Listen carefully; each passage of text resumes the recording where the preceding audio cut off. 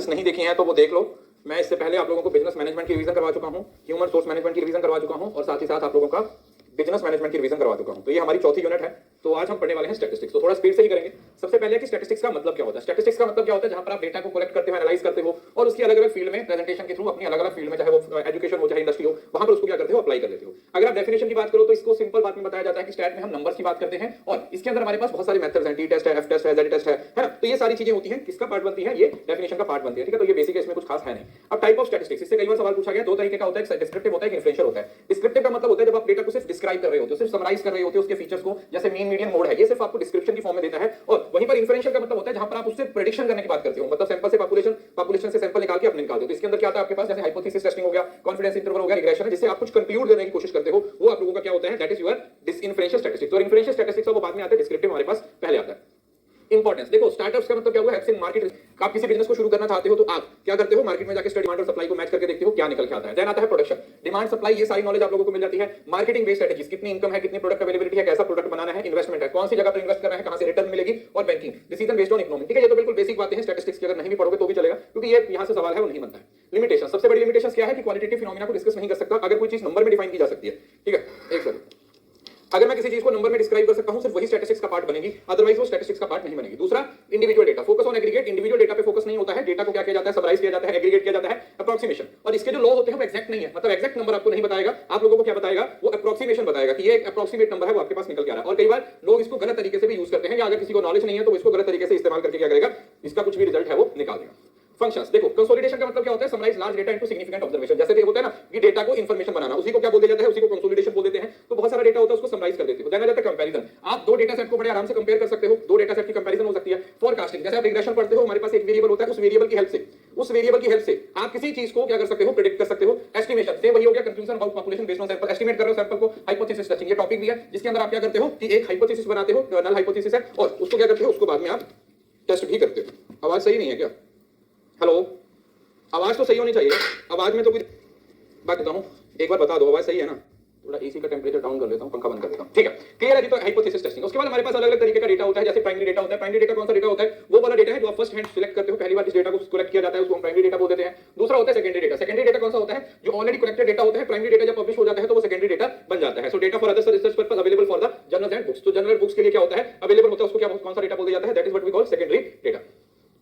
उसके बाद हमारे पास डेटा कलेक्शन की टेक्निक्स है। जैसे प्राइमरी डेटा में आप एक तो डायरेक्ट पर्सनल इन्वेस्टिगेशन कर सकते हो, है ना, इन्वेस्टिगेटर जाता है, खुद से डेटा कलेक्ट करता है, लोगों के साथ बात करता है, लोगों के साथ इंफॉर्मेशन लेता है। इनडायरेक्ट इन्वेस्टिगेशन है, collect data from person close to the source. अब यहां पर क्या करता है, वो इनडायरेक्टली क्या करता है, लोगों से मिलता है, ये नहीं बताता कि मैं इन्वेस्टिगेटर हूं, वहां पे कलेक्ट करता है। दूसरा, कई बार वो अपनी लोकल एजेंसीज होती है, ठीक है, जो क्योंकि लोकल एजेंसीज में वो लोकल जो डेटा होता है अपने पास रखती है, उनको डेटा कलेक्ट किया जाता है, वहां पर वेरियस एजेंसीज होती हैं। दूसरा क्वेश्चनर, और ये मैंने आपको बताया था, क्वेश्चनर के अंदर क्या होता है कि वो क्वेश्चनर बनाते हैं और लोगों को सेंड कर देते हैं, लोग उसको फिल कर देते हैं।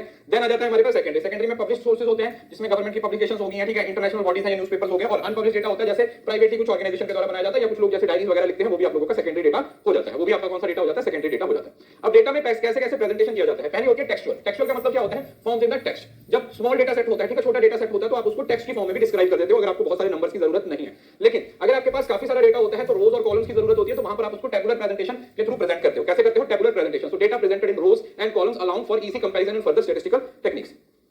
क्वालिटेटिव क्लासिफिकेशन और क्वांटिटेटिव क्लासिफिकेशन। अगर क्वालिटेटिव में ऐसे फीचर्स हैं जैसे जेंडर है, जिसको नंबर नहीं दिया जा सकता, नेशनलिटी है, लेकिन अगर आप उसमें एज, साइज, इनकम वगैरह को डिस्कस कर रहे हो तो आप लोगों का क्वांटिटेटिव हो जाएगा। टेंपोरल का मतलब होता है टाइम के बेसिस पे। टेंपोरल का मतलब टाइम, जैसे आप दिखाते हो ना 12 महीने का डेटा, 8 महीने का डेटा, 10 महीने का डेटा, तो उसको टेंपोरल क्लासिफिकेशन बोल दिया जाता है। और स्पेशल का मतलब होता है डिस्टेंस। तो इसके अंदर जैसे आप सिटीज या स्टेट्स के बारे में बताते हो ना, सिटी स्टेट्स को दिखाते हो, तो उसको हम कौन सा डेटा बोल देते हैं, उसको हम स्पेशल क्लासिफिकेशन बोल देते हैं। ये टेबल के फॉर्म में आप डेटा इंटरप्रिटेशन के सवाल बनाते हो। देन आ जाता है डायग्रामेटिक। डायग्रामेटिक का मतलब क्या होता है, अलग अलग डायग्राम बना सकते हो, हिस्टोग्राम बना सकते हो, फ्रीक्वेंसी टेबल बनाया जा सकता है, पाई चार्ट बनाया जा सकता है, बार डायग्राम है, ओजीव्स का इस्तेमाल किया जा सकता है, कुछ भी यूज किया जा सकता है क्या करने के लिए, डेटा को प्रेजेंट करने के लिए। ठीक है, तो this is the simple presentation of data. उसके बाद आता है हमारे पास main topic, that is central tendency. Central tendency का मतलब क्या होता है, एक ऐसी वैल्यू जो एक फ्रीक्वेंसी के सेंटर में है, एक ऐसी वैल्यू जो एक फ्रीक्वेंसी के सेंटर में है। सो अरिथमेटिक मीन का मतलब होता है it is the average of a data set. एक डेटा सेट है, उसकी एवरेज को क्या बोल दिया जाता है, अरिथमेटिक मीन बोल दिया जाता है। अगर फीचर्स की बात करें तो यूनिकनेस होता है, किसी भी गिवन डेटा सेट का सिर्फ एक मीन हो सकता है। सेंसिटिविटी होता है, एक्सट्रीम वैल्यू जिसको आउटलायर होता है, एक वैल्यू बड़ी आ गई तो उससे आपके मीन पे बहुत बड़ा असर पड़ता है। और डेटा इंटरवल और रेशियो, मतलब जहां पर हम मतलब जहां पर मैथमेटिकल ऑपरेशन हो सकते हैं वहां पर इसको यूज किया जा सकता है, क्योंकि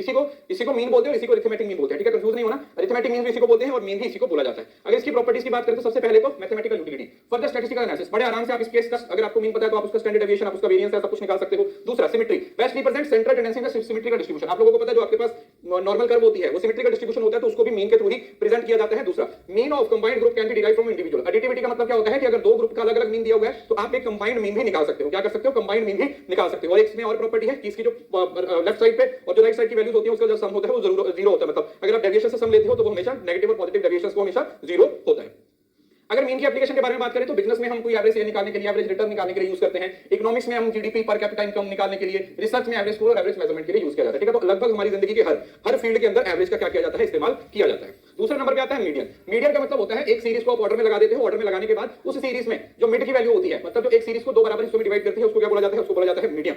सो इसकी जो यूनिकनेस है, ओनली एक मीडियन होगा किसी भी डेटा सेट का। सेंसिटिविटी है, ये एक्सट्रीम वैल्यू से अफेक्ट नहीं होती है। और डेटा टाइप, और इसमें ऑर्डिनल, इंटरवल और रेशो किसी भी तरीके के डेटा में इस्तेमाल कर सकते हो। लेकिन नॉर्मली किसमें इस्तेमाल होता है? नॉर्मली ये ऑर्डिनल डेटा में इस्तेमाल होता है, क्योंकि हम यूनिट्स को किसमें लगाते हैं? नंबर्स में लगाते हैं। नंबर्स में लगाते हैं तो 50% एक साइड पे आता है और 50% दूसरे साइड पे आता है। 50% एक साइड पे आ जाता है और 50% दूसरे साइड पे आ जाता है। अगर प्रॉपर्टीज की बात करें तो रोबस्टनेस, ये एग्जैक्ट वर्ड पूछा गया था। Better method for central tendency for secure distribution. Secure distribution का मतलब समझ रहे हो ना? जब हमारे पास नॉर्मल डिस्ट्रीब्यूशन नहीं होती। वीडियो सही नहीं चल रहा है क्या? एक सेकंड रिफ्रेश करने दो, लेट मी रिफ्रेश इट। अभी सही है?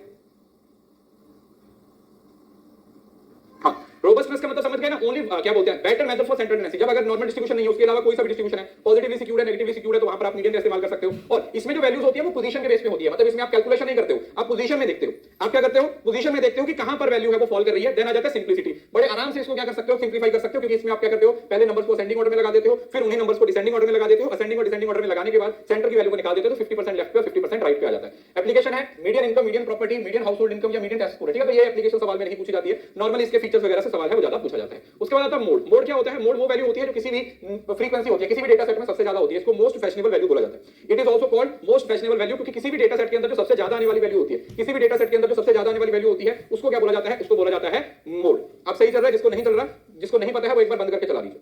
अभी सही हो गई है, आप एक बार बंद करके चला लीजिए।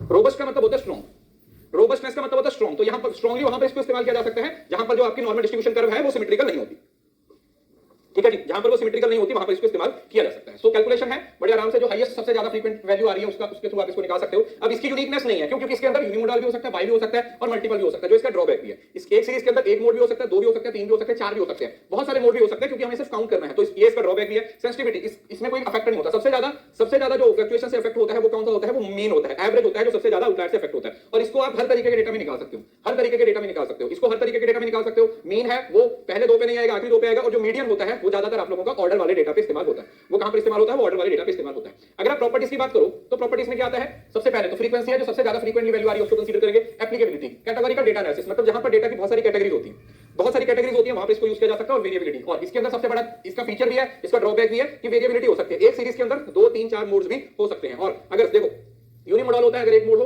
बाई मोडल होता है अगर दो मोड हो। और तीसरा जो सबसे इंपॉर्टेंट पॉइंट है क्या है कि अगर किसी सीरीज के अंदर कोई मोड नहीं है, किसी सीरीज के अंदर कोई मोड नहीं है तो उसको इल मोडल बोल दिया जाता है, इल मोडल भी बोल दिया जाता है। अगर किसी सीरीज के अंदर कोई भी मोड नहीं है तो उस सीरीज को कौन सा नाम दिया जाता है? उस सीरीज को नाम दिया जाता है इल मोडल का। इल मोडल इज कंसीडर्ड, ठीक है जी, सिंपल। एप्लीकेशन है बहुत प्रेफर, जिस प्रोडक्ट को सबसे ज्यादा लोग प्रेफर कर रहे हैं। दूसरा कौन सा प्राइस पॉइंट है वो इकोनॉमिक्स में सबसे ज्यादा है। और दूसरा कोई फ्रीक्वेंसी रिस्पांस है किसी चीज को, मतलब समझो ना किसी लोगों की प्रेफरेंस कैसे है। जैसे बैंडवैगन फैलेसी होती है ना कि सब लोग एक ही चीज को फॉलो कर रहे होते हैं, सब लोग एक ही चीज को फॉलो कर रहे होते हैं, तो वो वहां पर इसको इस्तेमाल किया जाता है। उसके बाद हमारे पास दो हार्मोनिक और ज्योमेट्रिक मीन आता है। देखो हार्मोनिक मीन क्या होता है? ये जो नंबर्स होते हैं पहले उसका रेसिप्रोकल कर देते हो और उसके बाद जो अरिथमेटिक मीन आता है उसका रेसिप्रोकल कर देते हो। तो इसमें बेसिकली क्या बन जाता है? ये 1 divided by 1 over x plus 1 over x2, ठीक है। इसका फार्मूला, प्लीज फार्मूले आज अपने खुद से एक बार सारे पढ़ने हैं। यहां पर फार्मूले नहीं है, प्रॉपर थ्योरेटिकल सारा पोर्शन कवर हो रहा है, फिर भी फार्मूले एक बार आप लोगों ने पढ़ने हैं। तो हार्मोनिक अरिथमेटिक मींस क्या होता है? nth रूट होता है, नंबर्स को आपस में गुणा करते हैं फिर उसका रूट निकाल देते हैं। सुटेबल फॉर एवरेज रेशो, ठीक है, जहां पर दो यूनिट्स होते हैं वहां पर हार्मोनिक यूज किया जाता है, ठीक है। जैसे एवरेज पर अगर बोला जाए एवरेज पर रुपीस हो जाएगा या स्पीड पर आर हो जाएगा, तो अलग अलग तरीके के होते हैं, वहां पर इसको इस्तेमाल किया जाता है। तो यहां पे देखो, give great weight to small values always less than or equal to arithmetic means. Arithmetic means से ये कभी भी ज्यादा नहीं हो सकता। और यहां पर क्या होता है? मल्टीप्लिसिटी इन द नेचर, मतलब जहां पर अलग अलग तरीके का डेटा होता है, लार्ज आउटलायर्स का कोई इंपैक्ट नहीं होता है, और ये भी हमेशा लेस होता है या इक्वल टू होता है अरिथमेटिक मींस से। प्रॉपर्टीज क्या है, रेसिप्रोकल रिलेशन में अरिथमेटिक मीन, मतलब पहले नंबर्स को रेसिप्रोकल करते हो, उसके बाद मीन को रेसिप्रोकल कर दिया जाता है। Sensitivity to extreme small values, तो स्मॉल वैल्यूज को भी ये क्या होता है, बहुत ज्यादा एक्सट्रीम होता है, क्योंकि वो जो स्मॉल वैल्यू है वो रेसिप्रोकल होने वाली है। तो आप समझ सकते हो 1/2 है, वो 50 है, तो 2/1 हो जाएगा, तो 100% हो जाएगा। तो थोड़ा सा भी बिगड़ा तो होता है। यहाँ पर ऐसा नहीं होता है, क्यों? क्योंकि आपने गुणा करना होता है और can not be used with negative और जीरो। अगर कोई भी वैल्यू नेगेटिव आ गई या जीरो आ गई, गुणा कर रहे हो तो वैल्यू जीरो हो जाएगी, तो आप ज्योमेट्रिक मीन नहीं निकाल पाओगे ना, आप ज्योमेट्रिक मीन है उस केस में नहीं निकाल पाओगे। दूसरा application used in finance to calculate average multiples like price to earning ratio, समझ रहे हो ना, जहां पर भी रेशियो की बात होगी वहां पर हार्मोनिक मीनिंग का इस्तेमाल होगा। एवरेज स्पीड हो गया, रेट हो गया, रेशियो जहां डिनोमिनेटर इज वेरिएबल, मतलब 1/2 1/3 है, इस तरीके से जहां पर डिनोमिनेटर वेरिएबल होता है। और harmonic means applied in harmonic means of rates and densities, ठीक है, ये हो गया। दूसरा use in finance to calculate compound annual growth, useful in average growth rate हो गया, अप्लाइड इन इंडेक्स नंबर। ये इंडेक्स नंबर में कई बार सवाल पूछा गया, तो इंडेक्स नंबर में हमेशा किसका इस्तेमाल होता है बेटा, इंडेक्स नंबर के अंदर हमेशा ज्योमेट्रिक मीन का इस्तेमाल होता है। ज्योमेट्रिक मीन का इस्तेमाल होता है किसमें, इंडेक्स नंबर के अंदर होता है। उसके बाद आता है measure of dispersion. What is the meaning of dispersion? Dispersion का मतलब क्या होता है बेटा, डिस्पर्शन का मतलब होता है इक्वल भी हो सकता है अगर सारे नंबर्स बराबर होते हैं। अगर सारे नंबर बराबर हो गए तो तीनों मीन बराबर हो जाते हैं। अगर 5 5 5 3 नंबर हो तो इसका अरिथमेटिक मीन भी 5 आएगा, ज्योमेट्रिक मीन भी 5 आएगा, हार्मोनिक मीन भी 5 आएगा। हाँ, एवन फिशर। अब आता है डिस्पर्शन। डिस्पर्शन का मतलब क्या हुआ, एवरेज की सबसे बड़ी प्रॉब्लम ये है कि ये आपको ये नहीं बताता, ये सेंट्रल पॉइंट तो बताता है, लेकिन आपको ये नहीं बताता कि बाकी वैल्यूज है वो सेंटर से कितनी दूर है। ध्यान से सुनो मेरी बात, एवरेज का सबसे बड़ा फीचर है कि आपको एवरेज को बताता है, लेकिन सबसे बड़ा ड्रॉबैक ये है कि ये आपको ये नहीं बताता कि जो बाकी वैल्यूज है वो सेंटर से कितनी दूर है। जो बाकी वैल्यूज है वो सेंटर से कितनी दूर है, तो बाकी वैल्यू सेंटर से कितनी दूर है उससे वो कहां से पता चलेगा, method of dispersion. So it is the spread or variability of data set point, central value से बाकी यूनिट्स है वो कितनी दूर है, अमाउंट ऑफ वेरिएशन, स्कैटरनेस की बात करते हैं। They indicate how much the data point differ from the central value. वो मीन मीडियन मोड किसी से भी हो सकता है कि मीन मीडियन मोड की अगर बात की जाए तो वहां से सारी वैल्यूज कितनी दूर होंगी, वहां से जो वैल्यूज है वो कितनी दूर होंगी। So they provide insight into consistency and reliability. जितना ज्यादा वेरिएबिलिटी होगी उतनी कंसिस्टेंसी कम होगी, जितनी वेरिएबिलिटी कम होगी उतनी कंसिस्टेंसी ज्यादा होगी। मतलब वेरिएबिलिटी का कंसिस्टेंसी के साथ नेगेटिव रिलेशन होता है, तो एक बढ़ेगा दूसरा कम होगा, एक कम होगा तो दूसरा बढ़ जाएगा। तो इसके फीचर्स क्या है देखो, सबसे पहले एब्सोल्यूट भी हो सकता है, रिलेटिव भी हो सकता है। जैसे आप रेंज भी निकाल सकते हो, कोएफिशिएंट ऑफ रेंज भी निकाल सकते हो, स्टैंडर्ड डेविएशन भी निकाल सकते हो, कोएफिशिएंट ऑफ स्टैंडर्ड डेविएशन भी निकाल सकते हो, कुछ भी निकाल सकते हो। दूसरा understanding the distribution pattern of data, इससे आपको पैटर्न्स पता चल जाता है, आपको पता चल जाता है कि कौन सी वैल्यू कहां पे फॉल कर रही है, सेंटर से कोई वैल्यू कितनी दूर है। Then they identify the extent to which data deviates from the average value, ठीक है, ये आपको बताता है कि नंबर है वो एवरेज से कितनी दूर है। अगर मैं एवरेज की बात कर रहा हूं तो एवरेज से कितनी दूर है ये आप लोगों को बता देता है। उसके बाद हमारे पास इसके अंदर क्या क्या आता है, जैसे सबसे पहले रेंज आता है, सबसे बेसिक होता है, क्या करते हैं हाईएस्ट में से लोएस्ट को माइनस कर देते हैं, अफेक्टेड बाय एक्सट्रीम वैल्यूज, क्योंकि रेंज हो एक नंबर भी बड़ा होगा तो सबसे बड़े और सबसे छोटे का गैप होता है। अच्छा प्लीज एक बात मेरी सुन लो, स्टैटिस्टिक्स के जितने भी फॉर्मूले हैं मैंने आप लोगों को क्लास में पढ़ाए हुए हैं, अदरवाइज आप भी सारे टॉपिक्स के फॉर्मूलों को एक अपनी कॉपी पे नोट डाउन करके रखिए, आज ही ये काम निपटाइए। जितने भी टॉपिक, हर टॉपिक में से 2-3 फॉर्मूले होंगे, टोटल स्टैटिस्टिक्स के अंदर 20 से ज्यादा फॉर्मूले नहीं है, तो सारे फॉर्मूलों को एक पेज पे लिख लो। इस टाइम पे पढ़ोगे तो एग्जाम में ज्यादा हेल्प हो जाएगी और आपको पता चल जाएगा। आई थिंक कॉमर्स का पेपर सुबह 9:30 से 12:30 है और मैनेजमेंट का 3 से 6 बजे तक है, तो ठीक है, आपकी जो डेट है एग्जाम की वो भी आ गई है। तो ये सबसे सिंपल होता है और बट अफेक्ट करता है दूसरे से। दूसरा आता है वेरिएंस। वेरिएंस का मतलब होता है average square deviation from the mean, ठीक है, जो स्टैंडर्ड डेविएशन होता है उसका स्केयर कर देते हो, large values indicated greater dispersion. और वेरिएंस की वैल्यू जितनी ज्यादा आएगी, जितनी वैल्यू ज्यादा आएगी आपकी वेरिएंस की, जितनी वैल्यू ज्यादा आएगी आपकी वेरिएंस की, उतना ज्यादा आपको वेरिएशन जो क्या बोलते हैं, जितनी वेरिएशन होगी उतना आप डिस्पर्शन की बात कर सकते हो। देन आता है स्टैंडर्ड डेविएशन, इसको बोलते हैं RMS, root mean square deviation, root mean square deviation, root mean square, यहां रूट बोल सकते हो आप इसका वेरिएंस का, same units of data making it more interpretable. इसके अंदर एब्सोल्यूट नंबर्स को यूज किया जाता है, सेम डेटा जिसको वैल्यू फ्री बोला जाता है उसका इस्तेमाल किया जाता है इसके अंदर। उसके बाद आता है mean absolute deviation. Mean absolute deviation का मतलब होता है average absolute deviation from the mean, कि मीन से less sensitive to outlier than variance and standard deviation. जो सेंट्रल टेंडेंसी होती है वो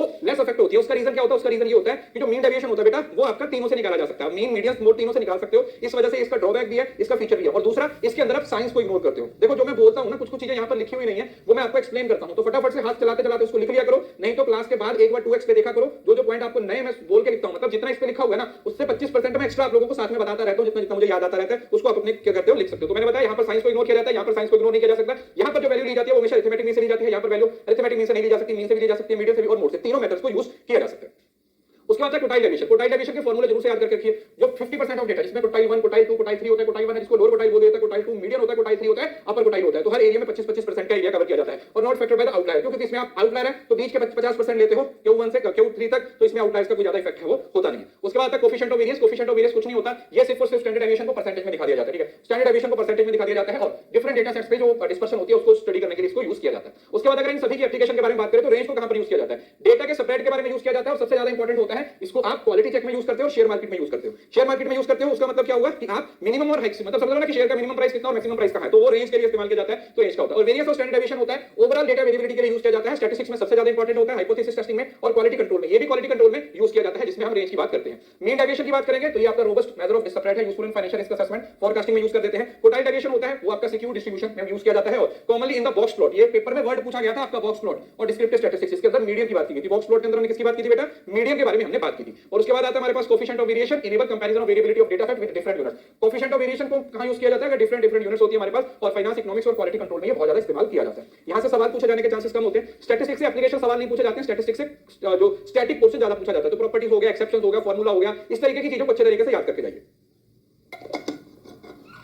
इस तरीके की चीजों को अच्छे तरीके से क्या करके जाइएगा, याद करके जाइएगा, तो हेल्प होगी। देन आता है हमारे पास कोटोसिस। कोटोसिस क्या होता है? Tailedness of the sharpness of the peak of any probability distribution. Kurtosis क्या होता है? कोटोसिस का मतलब होता है कोई टर्म कितनी ऊपर चल जाएगी, मतलब ये बताता है इस तरीके से, ठीक है, ऊंचाई के बारे में बताता है। तो ये इस तरीके से बारे में बताता है, ठीक है, ये वाले आपको पता है, इसको बोलते हैं कोटोसिस। तो कोटोसिस किसके बारे में बताता है? टेल्डनेस और the sharpness of the peak of probability distribution. जो आपका नॉर्मल प्रोबेबिलिटी डिस्ट्रीब्यूशन होता है, नॉर्मल प्रोबेबिलिटी डिस्ट्रीब्यूशन के अंदर क्या किया जाता है, हम ये देखते हैं कि जिस शेप का हम इस्तेमाल कर रहे हैं वो कितनी ऊंचाई पे है। इसके अंदर हमारे पास 3 आती है। मेसोकर्टिक जो मिड वाली होती है, जो नॉर्मल डिस्ट्रीब्यूशन होती है, जिसमें कोटोसिस किसके बराबर होता है? It is always equal to 3। Kurtosis की वैल्यू किसके बराबर होती है? 3। इसको आप लैंप से याद रख सकते हो। ऊपर वाली लैंप, ऊपर वाली एल होती है मतलब लेप्टो, बीच वाली मेसो और नीचे वाली प्लेटिकटक होती है। तो मेसोकर्टिक है जिसके अंदर जो कोटोसिस की वैल्यू होती है वो 3 के बराबर होती है बेसलाइन से। लेप्टोकर्टिक होती है ये जो नीचे लेटी हुई है, जिसमें मोर देन 3 होता है, और नहीं ऊपर वाली ये वाली है, तो इसमें +3 होता है। और जो प्लेटिकटिक होती है ये वाली होती है, ठीक है, प्लेटिकटिक ये हो जाएगी, ये आप लोगों की लेप्टोकटिक हो जाएगी, ये आपको मेसोकटिक हो जाएगी। तो ऊपर है वो पॉजिटिव चलेगा, नीचे नेगेटिव चलेगा। तो ये <3 हो जाएगा और ऊपर क्या हो जाएगा? +3। मतलब ये 3 है, ये +3 है, ये -3 है।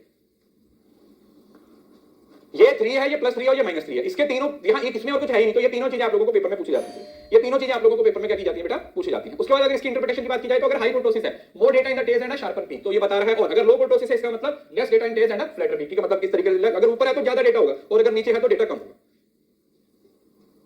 ऊपर है तो ज्यादा होगा और नीचे है तो कम होगा, ठीक है जी। Application used in finance to assess the risk and outlier present in the return distribution. और इसको ना बिजनेस के अंदर रिस्क एनालिसिस के लिए यूज किया जाता है कि आप कितना डेटा को इस्तेमाल करते हो, कितने डेटा को इस्तेमाल करते हो, उसके हिसाब से हम इसकी एप्लीकेशन को फाइनेंस में यूज करते हैं रिस्क असेसमेंट के लिए। It is always used in the risk assessment. अब सिक्योरनेस का मतलब क्या होता है? Lack of symmetry, that symmetry asymmetry of probability distribution. Normal distribution curve क्या होती है? जितनी लेफ्ट साइड पे होती है उतनी राइट साइड पे होती है ना, जितनी लेफ्ट साइड पे होती है बेटा उतनी राइट साइड पे होती है। लेकिन अगर वो लेफ्ट में बढ़ जाए या राइट में बढ़ जाए तो उसको क्या बोल दिया जाता है कि सिक्यू हो गया। सिक्यू का मतलब क्या हुआ कि लैक ऑफ सिमेट्री हो गया। तो लैक ऑफ सिमेट्री को क्या बोल दिया जाता है? सिक्यूनेस बोल दिया जाता है। तो 3 तरीके का सिक्यू होता है। जीरो सिक्यू का मतलब सिमेट्रिकल डिस्ट्रीब्यूशन, जहां पर मीन मीडियन मोड बराबर है। एक ऐसा पॉइंट जहां पर मीन मीडियन मोड बराबर है उसको जीरो सिक्यू बोल दिया जाता है। पॉजिटिव का होता है जिसमें राइट हो, तो पॉजिटिव में मीन बड़ा होता है, मोड सबसे छोटा होता है, मीडियन हमेशा बीच में रहता है। और नेगेटिवली सिक्यूड है उसके ऑपोजिट हो जाएगा, जिसके अंदर मीन सबसे छोटा हो जाएगा और मोड सबसे बड़ा हो जाएगा। तो ये फ्लैटर हो जाती है लॉन्गर, मतलब ये दाएं तरफ इस साइड पे हो जाएगी और ये वाली इस साइड पे हो जाएगी, ठीक है। तो तीनों से सवाल पूछा जा सकता है, जीरो, राइट साइड और लेफ्ट।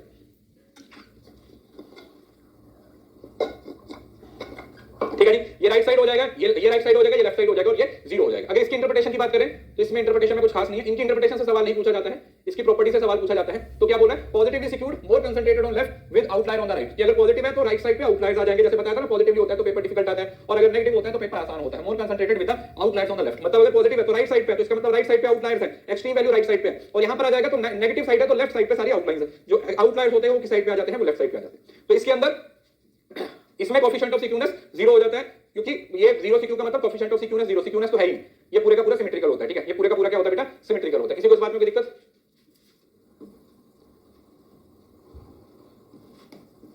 आई होप कि आपको मजा आ रहा होगा सारी चीजें। ये स्टैट बहुत ही इंटरेस्टिंग यूनिट है और बड़े आराम से आप इसमें से नंबर भी ले सकते हो। Use data analysis to understand the direction of outlier and inform decision on data transformation of model. इसको सिर्फ इस्तेमाल किया जाता है कि किसी डेटा इस्तेमाल जो आप डेटा यूज कर रहे हो उसमें आउटलायर कौन सी साइड पे है, राइट साइड पे आउटलायर्स हैं या लेफ्ट साइड पे आउटलायर्स हैं। इसका इस्तेमाल किया जाता है किसके साथ? सिक्यूनेस के साथ। सिक्यूनेस का इस्तेमाल करके हमें ये पता चल जाता है कि लेफ्ट साइड पे ज्यादा डेटा है या राइट साइड पे ज्यादा डेटा है। सिक्यूनेस का इस्तेमाल करके हमें पता चल जाता है राइट साइड पे ज्यादा डेटा है या लेफ्ट साइड पे ज्यादा डेटा है, ठीक है। चलो 60 सेकंड का ब्रेक लीजिए। हमने बेसिक पढ़ लिया, सेंट्रल टेंडेंसी पढ़ लिया और डिस्पर्शन पढ़ लिया। अभी तो कोरिलेशन पढ़ेंगे, रिग्रेशन पढ़ेंगे। फॉर्मूले में इसमें नहीं लेके आया हूं, मैंने पहले बता दिया, क्योंकि रिवीजन में फॉर्मूले पढ़ाने का कोई मतलब नहीं है। फॉर्मूले आपको खुद से पढ़ने हैं और सारे फॉर्मूले याद करने हैं। कार्ल पियर्सन का, कैली का, बॉले का, सारे फॉर्मूले हैं वो आप लोगों को याद होने चाहिए। एग्जाम में कई बार क्या, हर बार एक सवाल तो फॉर्मूले से बनता ही बनता है। हर बार एक सवाल है वो आपका फॉर्मूले से बनता ही बनता है। क्लियर है? मैं बता दूंगा क्लास के एंड में कल के कौन सी यूनिट का रिवीजन होगा। पहले आप इसको खत्म करने दीजिए। Okay, come. Correlation, what is the meaning of correlation? Correlation का मतलब क्या हुआ? Degree to which two variables are related, मतलब डिग्री और डायरेक्शन के बारे में बताता है कि दो वेरिएबल्स आपस में किस तरीके से जुड़े हुए हैं। दो वेरिएबल आपस में किस तरीके से जुड़े हुए हैं वो किसके थ्रू पता चल जाता है? वो वेरिएबल्स के थ्रू पता चल जाता है। So purpose to understand and quantify the relation between two variables indicating how change in one variable associated with the change in two variable. तो एक एसोसिएट होता है, एवरेज रिलेशनशिप होता है, जिसमें आप ये देखते हो कि दो वेरिएबल्स हैं, एक वेरिएबल में चेंज करने से दूसरे वेरिएबल में कितना चेंज हो, और दोनों वेरिएबल्स को एक साथ स्टडी करते हो। बेसिक डिफरेंस जो कोरिलेशन और रिग्रेशन में होता है वो यही होता है कि कोरिलेशन के अंदर ना तो आपको ये पता है कि कौन सा इंडिपेंडेंट और डिपेंडेंट है और आप दोनों वेरिएबल्स को एक साथ स्टडी करते हो, लेकिन रिग्रेशन के अंदर आपको ये पता होता है कौन सा वेरिएबल इंडिपेंडेंट है, कौन सा डिपेंडेंट है, और आप उस टाइम पे क्या कर रहे हो? तो एक वेरिएबल्स को, एक ही वेरिएबल को स्टडी कर रहे हो तो, या मैनिपुलेट कर रहे हो तो, जिसको आप इंडिपेंडेंट वेरिएबल बोल देते हो, और उस वेरिएबल के बेसिस पे आप डिपेंडेंट इंडिपेंडेंट वेरिएबल की वैल्यू निकाल रहे होते हो, उसके बेसिस पे आप डिपेंडेंट वेरिएबल की वैल्यू निकाल रहे होते हो। क्लियर है जी?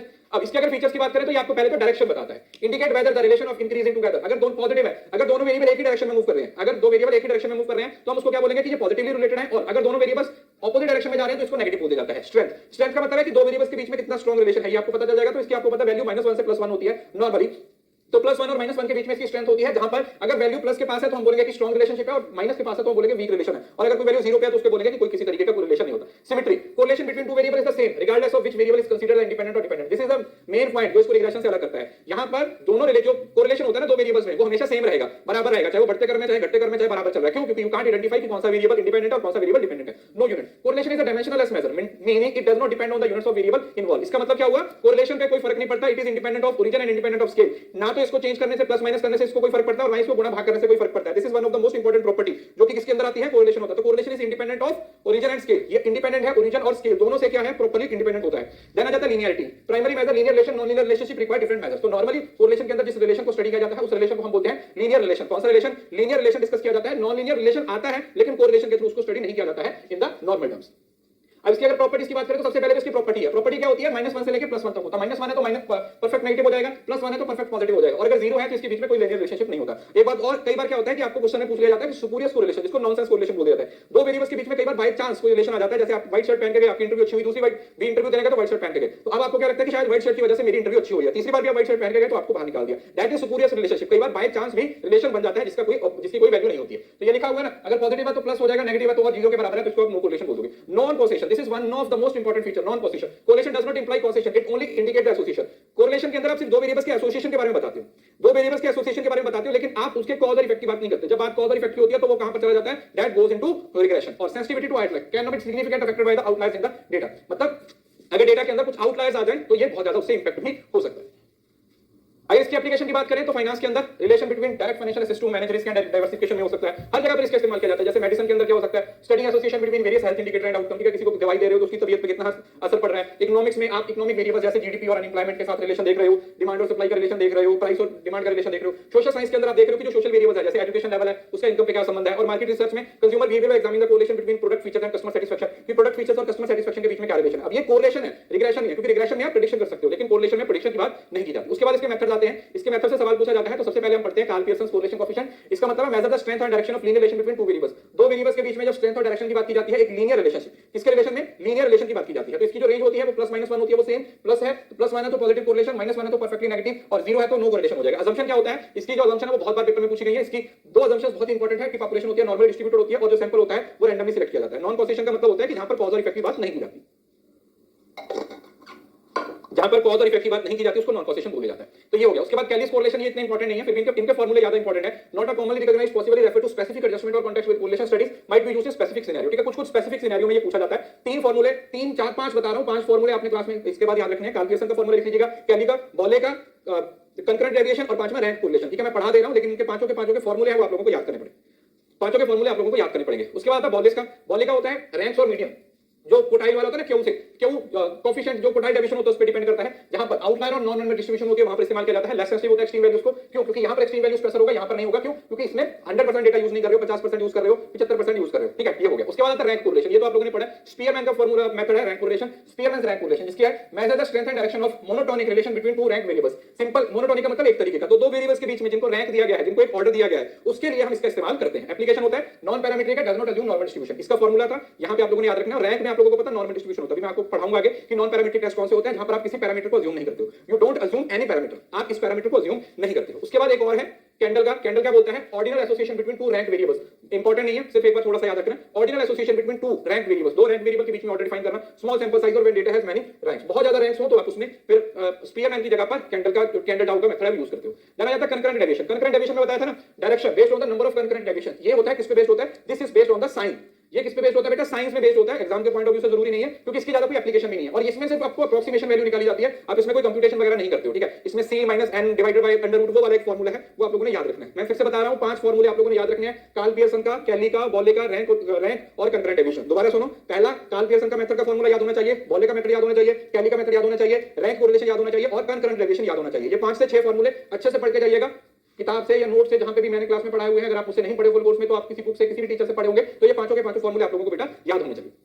इसके बाद आता है रिग्रेशन। रिग्रेशन का मतलब क्या होता है? Model and analysis relation between two variables. Regression का मतलब होता है स्टेपिंग बैक। स्टेपिंग बैक का मतलब क्या होता है? जब आप स्टार्टिंग वाले रिलेशन पे पहुंचते हो, क्या करते हो? स्टेपिंग बैक का मतलब होता है coming back to the again starting point पे आते हो। तो इसके अंदर क्या होता है कि हम मॉडल बनाते हैं, दो वेरिएबल्स के बीच में रिलेशन बताते हैं, जिसके अंदर एक इंडिपेंडेंट वेरिएबल होता है, दूसरा डिपेंडेंट वेरिएबल होता है। इंडिपेंडेंट वेरिएबल का इस्तेमाल करके हम डिपेंडेंट वेरिएबल की वैल्यू निकालना चाहते हैं। So to predict the value of independent variable based on the values of one or more independent variable. Independent variable का इस्तेमाल करके डिपेंडेंट वेरिएबल की वैल्यू को निकाला जाता है। That is what we call correlation, sorry regression. तो simple linear regression हो सकता है जहां पर एक ही इंडिपेंडेंट वेरिएबल होता है और इंडिपेंडेंट वेरिएबल होगा। मल्टीपल का मतलब क्या होता है? जहां पर मल्टीपल इंडिपेंडेंट वेरिएबल हो सकता है और इंडिपेंडेंट वेरिएबल हो सकता है। पॉलिनोमियल का मतलब क्या होता है? Independent variable is raised to power. Non linear relation के लिए आप इसको इस्तेमाल करते हो, ठीक है? अगर मतलब पॉलिनोमियल का मतलब क्या होता है? जहां पर आप नॉन लीनियर रिलेशन की बात करते हो, नॉन लीनियर रिलेशन की बात करते हो। लॉजिस्टिक रिग्रेशन का मतलब क्या होता है? Binary independent. अगर कोई डेटा को क्लासिफाई किया गया तो उसके लिए लॉजिस्टिक का इस्तेमाल किया जाता है। और रिज और लेसो का मतलब होता है रेगुलराइजेशन टू प्रिवेंट ओवरफिटिंग। ठीक है, ये इंपॉर्टेंट नहीं है, आपके सिलेबस में भी नहीं है, लेकिन दो तीन टर्म्स हैं, एक बार पढ़ लीजिएगा, कई बार कुछ पता नहीं होता, एक लाइन से ही कई बार पेपर में सवाल बन जाता है। ठीक है, एक लाइन से ही कई बार पेपर में सवाल बन जाता है। तो पॉलिनोमियल का मतलब क्या हुआ? अगर वेरिएबल्स के बीच में नॉन लीनियर रिलेशनशिप है तो पॉलिनोमियल यूज करोगे। लॉजिस्टिक है अगर बाइनरी, मतलब दो वेरिएबल्स है, क्लासिफिकेशन वहां पर यूज किया जाएगा। और रिज और लासो का कहां पर यूज किया जाता है? ओवरफिटिंग। ठीक है, कि मतलब बहुत ज्यादा ओवर ना हो जाए, स्पेसिफिक रखा जाए तो वहां पर। अब इसकी भी प्रॉपर्टीज है, ये सारी प्रॉपर्टीज किसमें आ जाती हैं? Linearity. Relation between independent and dependent variable is linear. तो हम नॉर्मल जो रिग्रेशन को स्टडी करते हैं, जो नॉर्मल रिग्रेशन की स्टडी होती है वो किसमें आती है? वो आपकी आती है लीनियर रिलेशन। मतलब आप दोनों वेरिएबल्स के बीच में किसकी बात करते हो? लीनियर रिलेशनशिप की बात करते हो।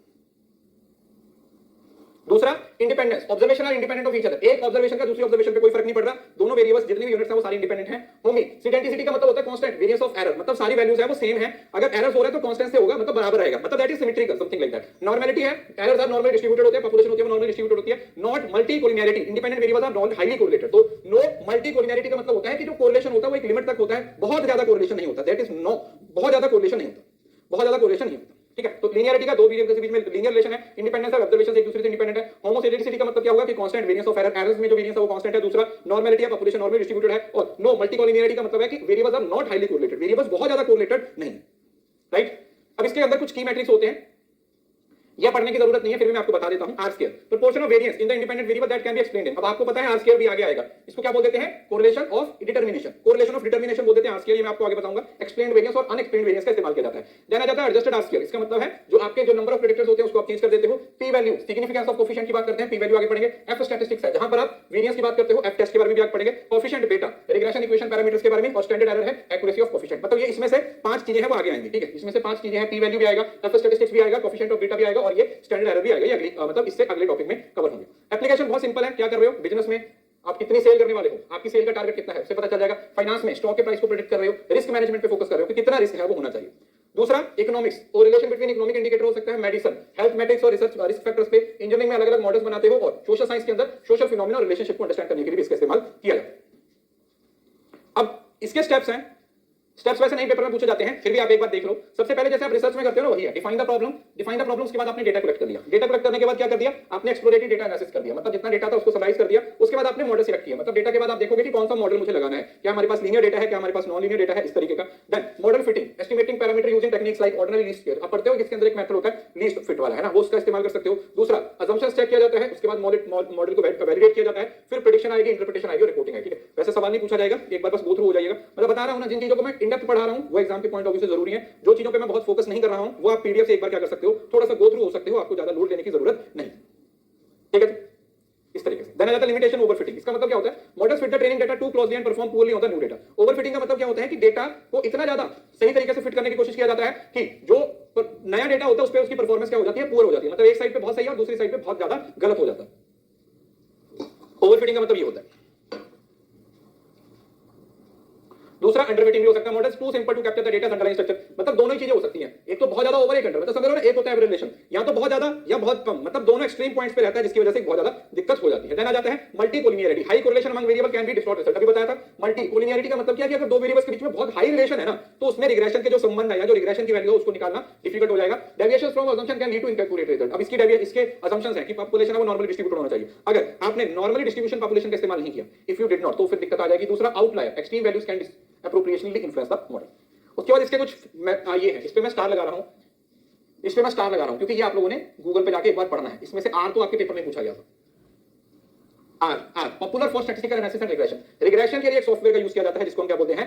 Are, that is R. Then आ जाता है पाइथन।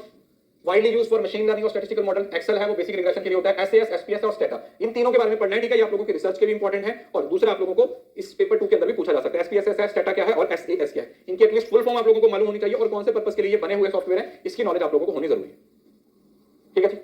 अब अगर कोरिलेशन और रिग्रेशन के बारे में डिफरेंस देखें तो यहां पर आपका पूरे का पूरा ये रिवाइज हो जाएगा। कोरिलेशन क्या बताता है? स्ट्रेंथ और डायरेक्शन बताता है। पर्पस है ये देखना कि क्या रिलेशन एग्जिस्ट करता है और कितना स्ट्रांग है। डायरेक्शन है वो हमेशा सिमेट्रिकल होता है, x और y is the same as between x और y, मतलब जो x का y के साथ रिलेशन होता है वही x का y के साथ होता है और वही y का x के साथ होता है। Only measure linear relationship, measurement है यूज कोएफिशिएंट कोरिलेशन जिसकी वैल्यू होती है 0 से 1 होती है। यूनिट्स होती है डायमेंशनलेस होती है। यूनिट फ्री होने का मतलब है कि इसका जिसमें आप सेंटर से क्या बोलते हैं, आप ओरिजिन पे चेंज कर दो या फिर आप स्केल पे चेंज कर दो, इस पे कोई असर नहीं पड़ता है। सिर्फ एक ही ऐसी वैल्यू है, बाकी सब ओरिजिन से किसी पे असर नहीं पड़ता। देखो अगर आप मेजर ऑफ डिस्पर्शन, सुन लो ये बात, मेजर ऑफ डिस्पर्शन और रिग्रेशन की बात करते हो तो ये सभी इंडिपेंडेंट ऑफ ओरिजिन होते हैं, मतलब आप प्लस माइनस करोगे कोई फर्क नहीं पड़ेगा, लेकिन they depend upon the scale. गुणा करोगे डिवाइड करोगे तो असर पड़ेगा। लेकिन कोरिलेशन इकलौता ऐसा नंबर है, इकलौती ऐसी वैल्यू है जिसपे इसका भी कोई असर नहीं पड़ता। गुणा करो, घटाओ करो, जोड़ करो, माइनस करो, कोई इसकी वैल्यू पे फर्क नहीं पड़ता।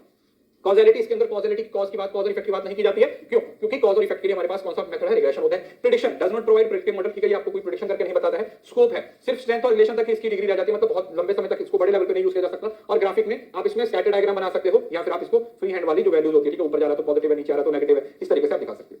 और अगर यही पॉइंट सारे रिग्रेशन के पढ़ो तो रिग्रेशन क्या है? Relation between dependent variable on one or more independent variable purpose, model the relationship and makes prediction. तो यहां पर आप किस चीज के लिए इस्तेमाल कर रहे हो? यहां पर आपका मेन फोकस ही क्या है? प्रेडिक्शन करना।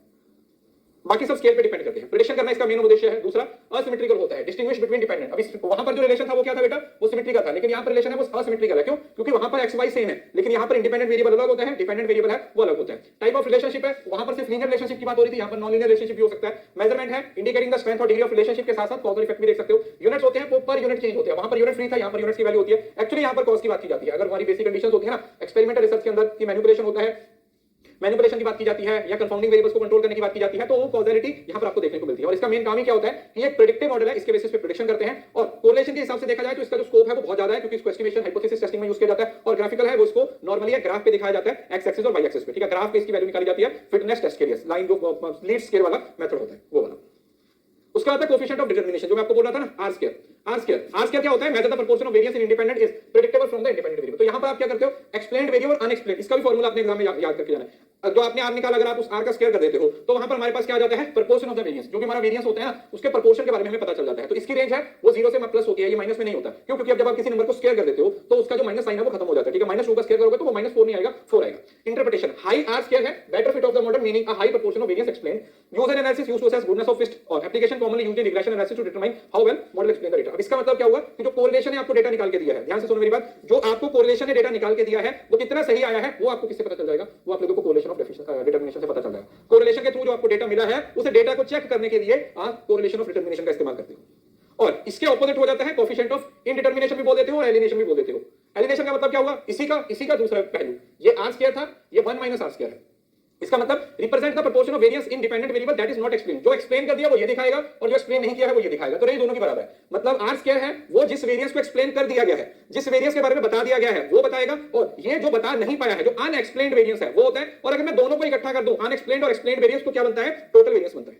एक्सप्लेन्ड वेरिएंस और अनएक्सप्लेन्ड को इकट्ठा कर दूं तो जो आपका टोटल वेरिएंस है वो निकल के आता है। Interpretation, high coefficient indicate larger population of, जितना ज्यादा होगा उतना अनएक्सप्लेन्ड होगा, मतलब क्योंकि वैल्यू अनएक्सप्लेन्ड की निकल रही है। Understand the unexplained variance and how to identify the limitation of model, ठीक है। बाकी कुछ नहीं है, बस इसमें एक चीज जो आप लोगों ने नॉर्मली याद रखनी है वो ये है कि इन दोनों की रेंज है वो किस पे होती है? वो 0 से 1 होती है, ठीक है जी, 0 से 1 होती है। रेंज वगैरह है वो आप लोगों को एग्जाम में पूछा जाएगा। क्लियर है जी? गुड। उसके बाद प्रोबेबल एरर। प्रोबेबल एरर क्या होता है? Estimate of margin of error in the correlation coefficient, मतलब कि जो आपने कोरिलेशन ऑफ कोएफिशिएंट निकाला है वहां पर कितने परसेंट चांसेस है किसके एरर होने के। बात समझ में आई?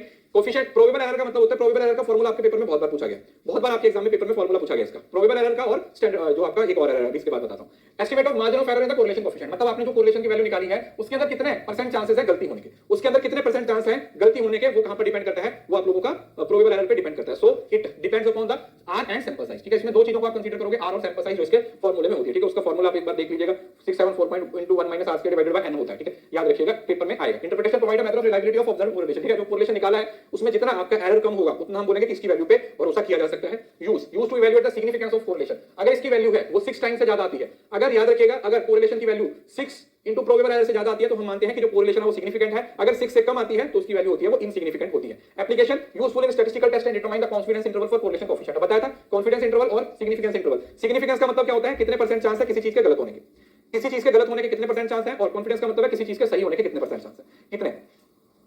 नॉन डिटर्मिनेशन और एलियनेशन दोनों सेम ही है, उसी को बोला जाता है। देन आ जाता है स्टैंडर्ड एरर। स्टैंडर्ड एरर का मतलब क्या होता है, statistical accuracy of estimate indicate that a sample mean is expected to vary from population mean. Standard error क्या बताता है कि भैया किस लिमिट तक आपका जो पॉपुलेशन मीन और स्टैंडर्ड जो पॉपुलेशन की मीन और सैंपल की मीन है उसके अंदर वेरिएशन देखने को मिल सकती है। मतलब ये किसके बारे में बताता है, ये स्टैटिस्टिक्स के बारे में बताता है। ये स्टैटिस्टिक्स के बारे में बताता है दैट कि एक पॉपुलेशन का जो मीन आपने निकाला है और जो आपने पॉपुलेशन के साथ साथ सैंपल का मीन निकाला है, पॉपुलेशन और सैंपल के बीच मीन के अंदर कितना वेरिएंस, कितना डिस्टेंस है वो आपको देखने को मिल सकता है, कितना वेरिएंस जो वेरिएंस है वो देखने को मिल जाता है। तो इसमें हमेशा स्टैंडर्ड एरर है तो वैल्यूज है वो नॉन नेगेटिव आती है, क्योंकि इसमें भी आप रूट का इस्तेमाल करते हो। Smaller standard error indicates more precise estimate, मतलब जितना एरर कम होगा उतना एस्टीमेट है वो सही होगा, है मतलब सैंपल अगर एरर कम है तो एस्टीमेट सही होगा। दूसरा, अगर एरर ज्यादा है तो प्रिसिशन एक्यूरेसी कम होती है।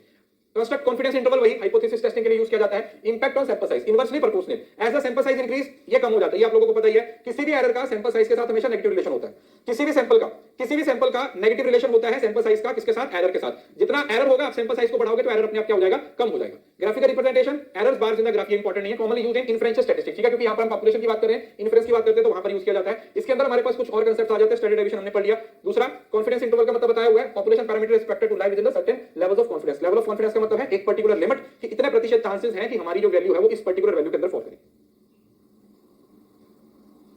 ठीक है जी। तो ये हो गया। तो ये वेरिएबिलिटी जो जैसे स्टैंडर्ड डेविएशन होता है वो वेरिएबिलिटी एक सैंपल की बात करता है, अगर अलग अलग सैंपल्स हो तो उसके लिए स्टैंडर्ड एरर का इस्तेमाल होता है। दोनों में फर्क है, याद रखो। स्टैंडर्ड डेविएशन है वो एक सैंपल की with in the sample variability बताता है, और जो स्टैंडर्ड एरर होता है वो बिटवीन द सैंपल्स बताता है। 3 सैंपल है तो 3 सैंपल्स के बीच में कितनी वेरिएबिलिटी है ये उसके बारे में बताता है, ठीक है जी, क्लियर। बहुत बढ़िया, तुम तो बहुत इंटेलिजेंट हो, मुझे तो लगा था तुम एकदम से मंदबुद्धि बैठे हो, तुम तो सब कुछ याद करके बैठे हुए हो। हाँ, 1 - r² डिवाइडेड बाय √n ये होता है।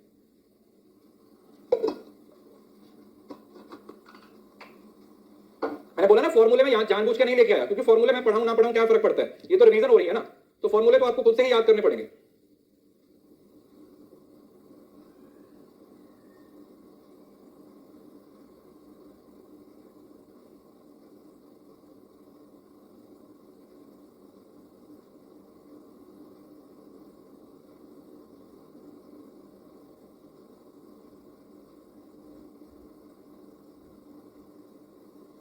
ओके जी, गुड। अब आ गया था सैंपल। सैंपलिंग तो आप लोगों को वैसे टीचिंग और रिसर्च में भी पढ़ा हुआ है, फिर भी मैं आप लोगों को एक बार दोबारा बता देता हूं।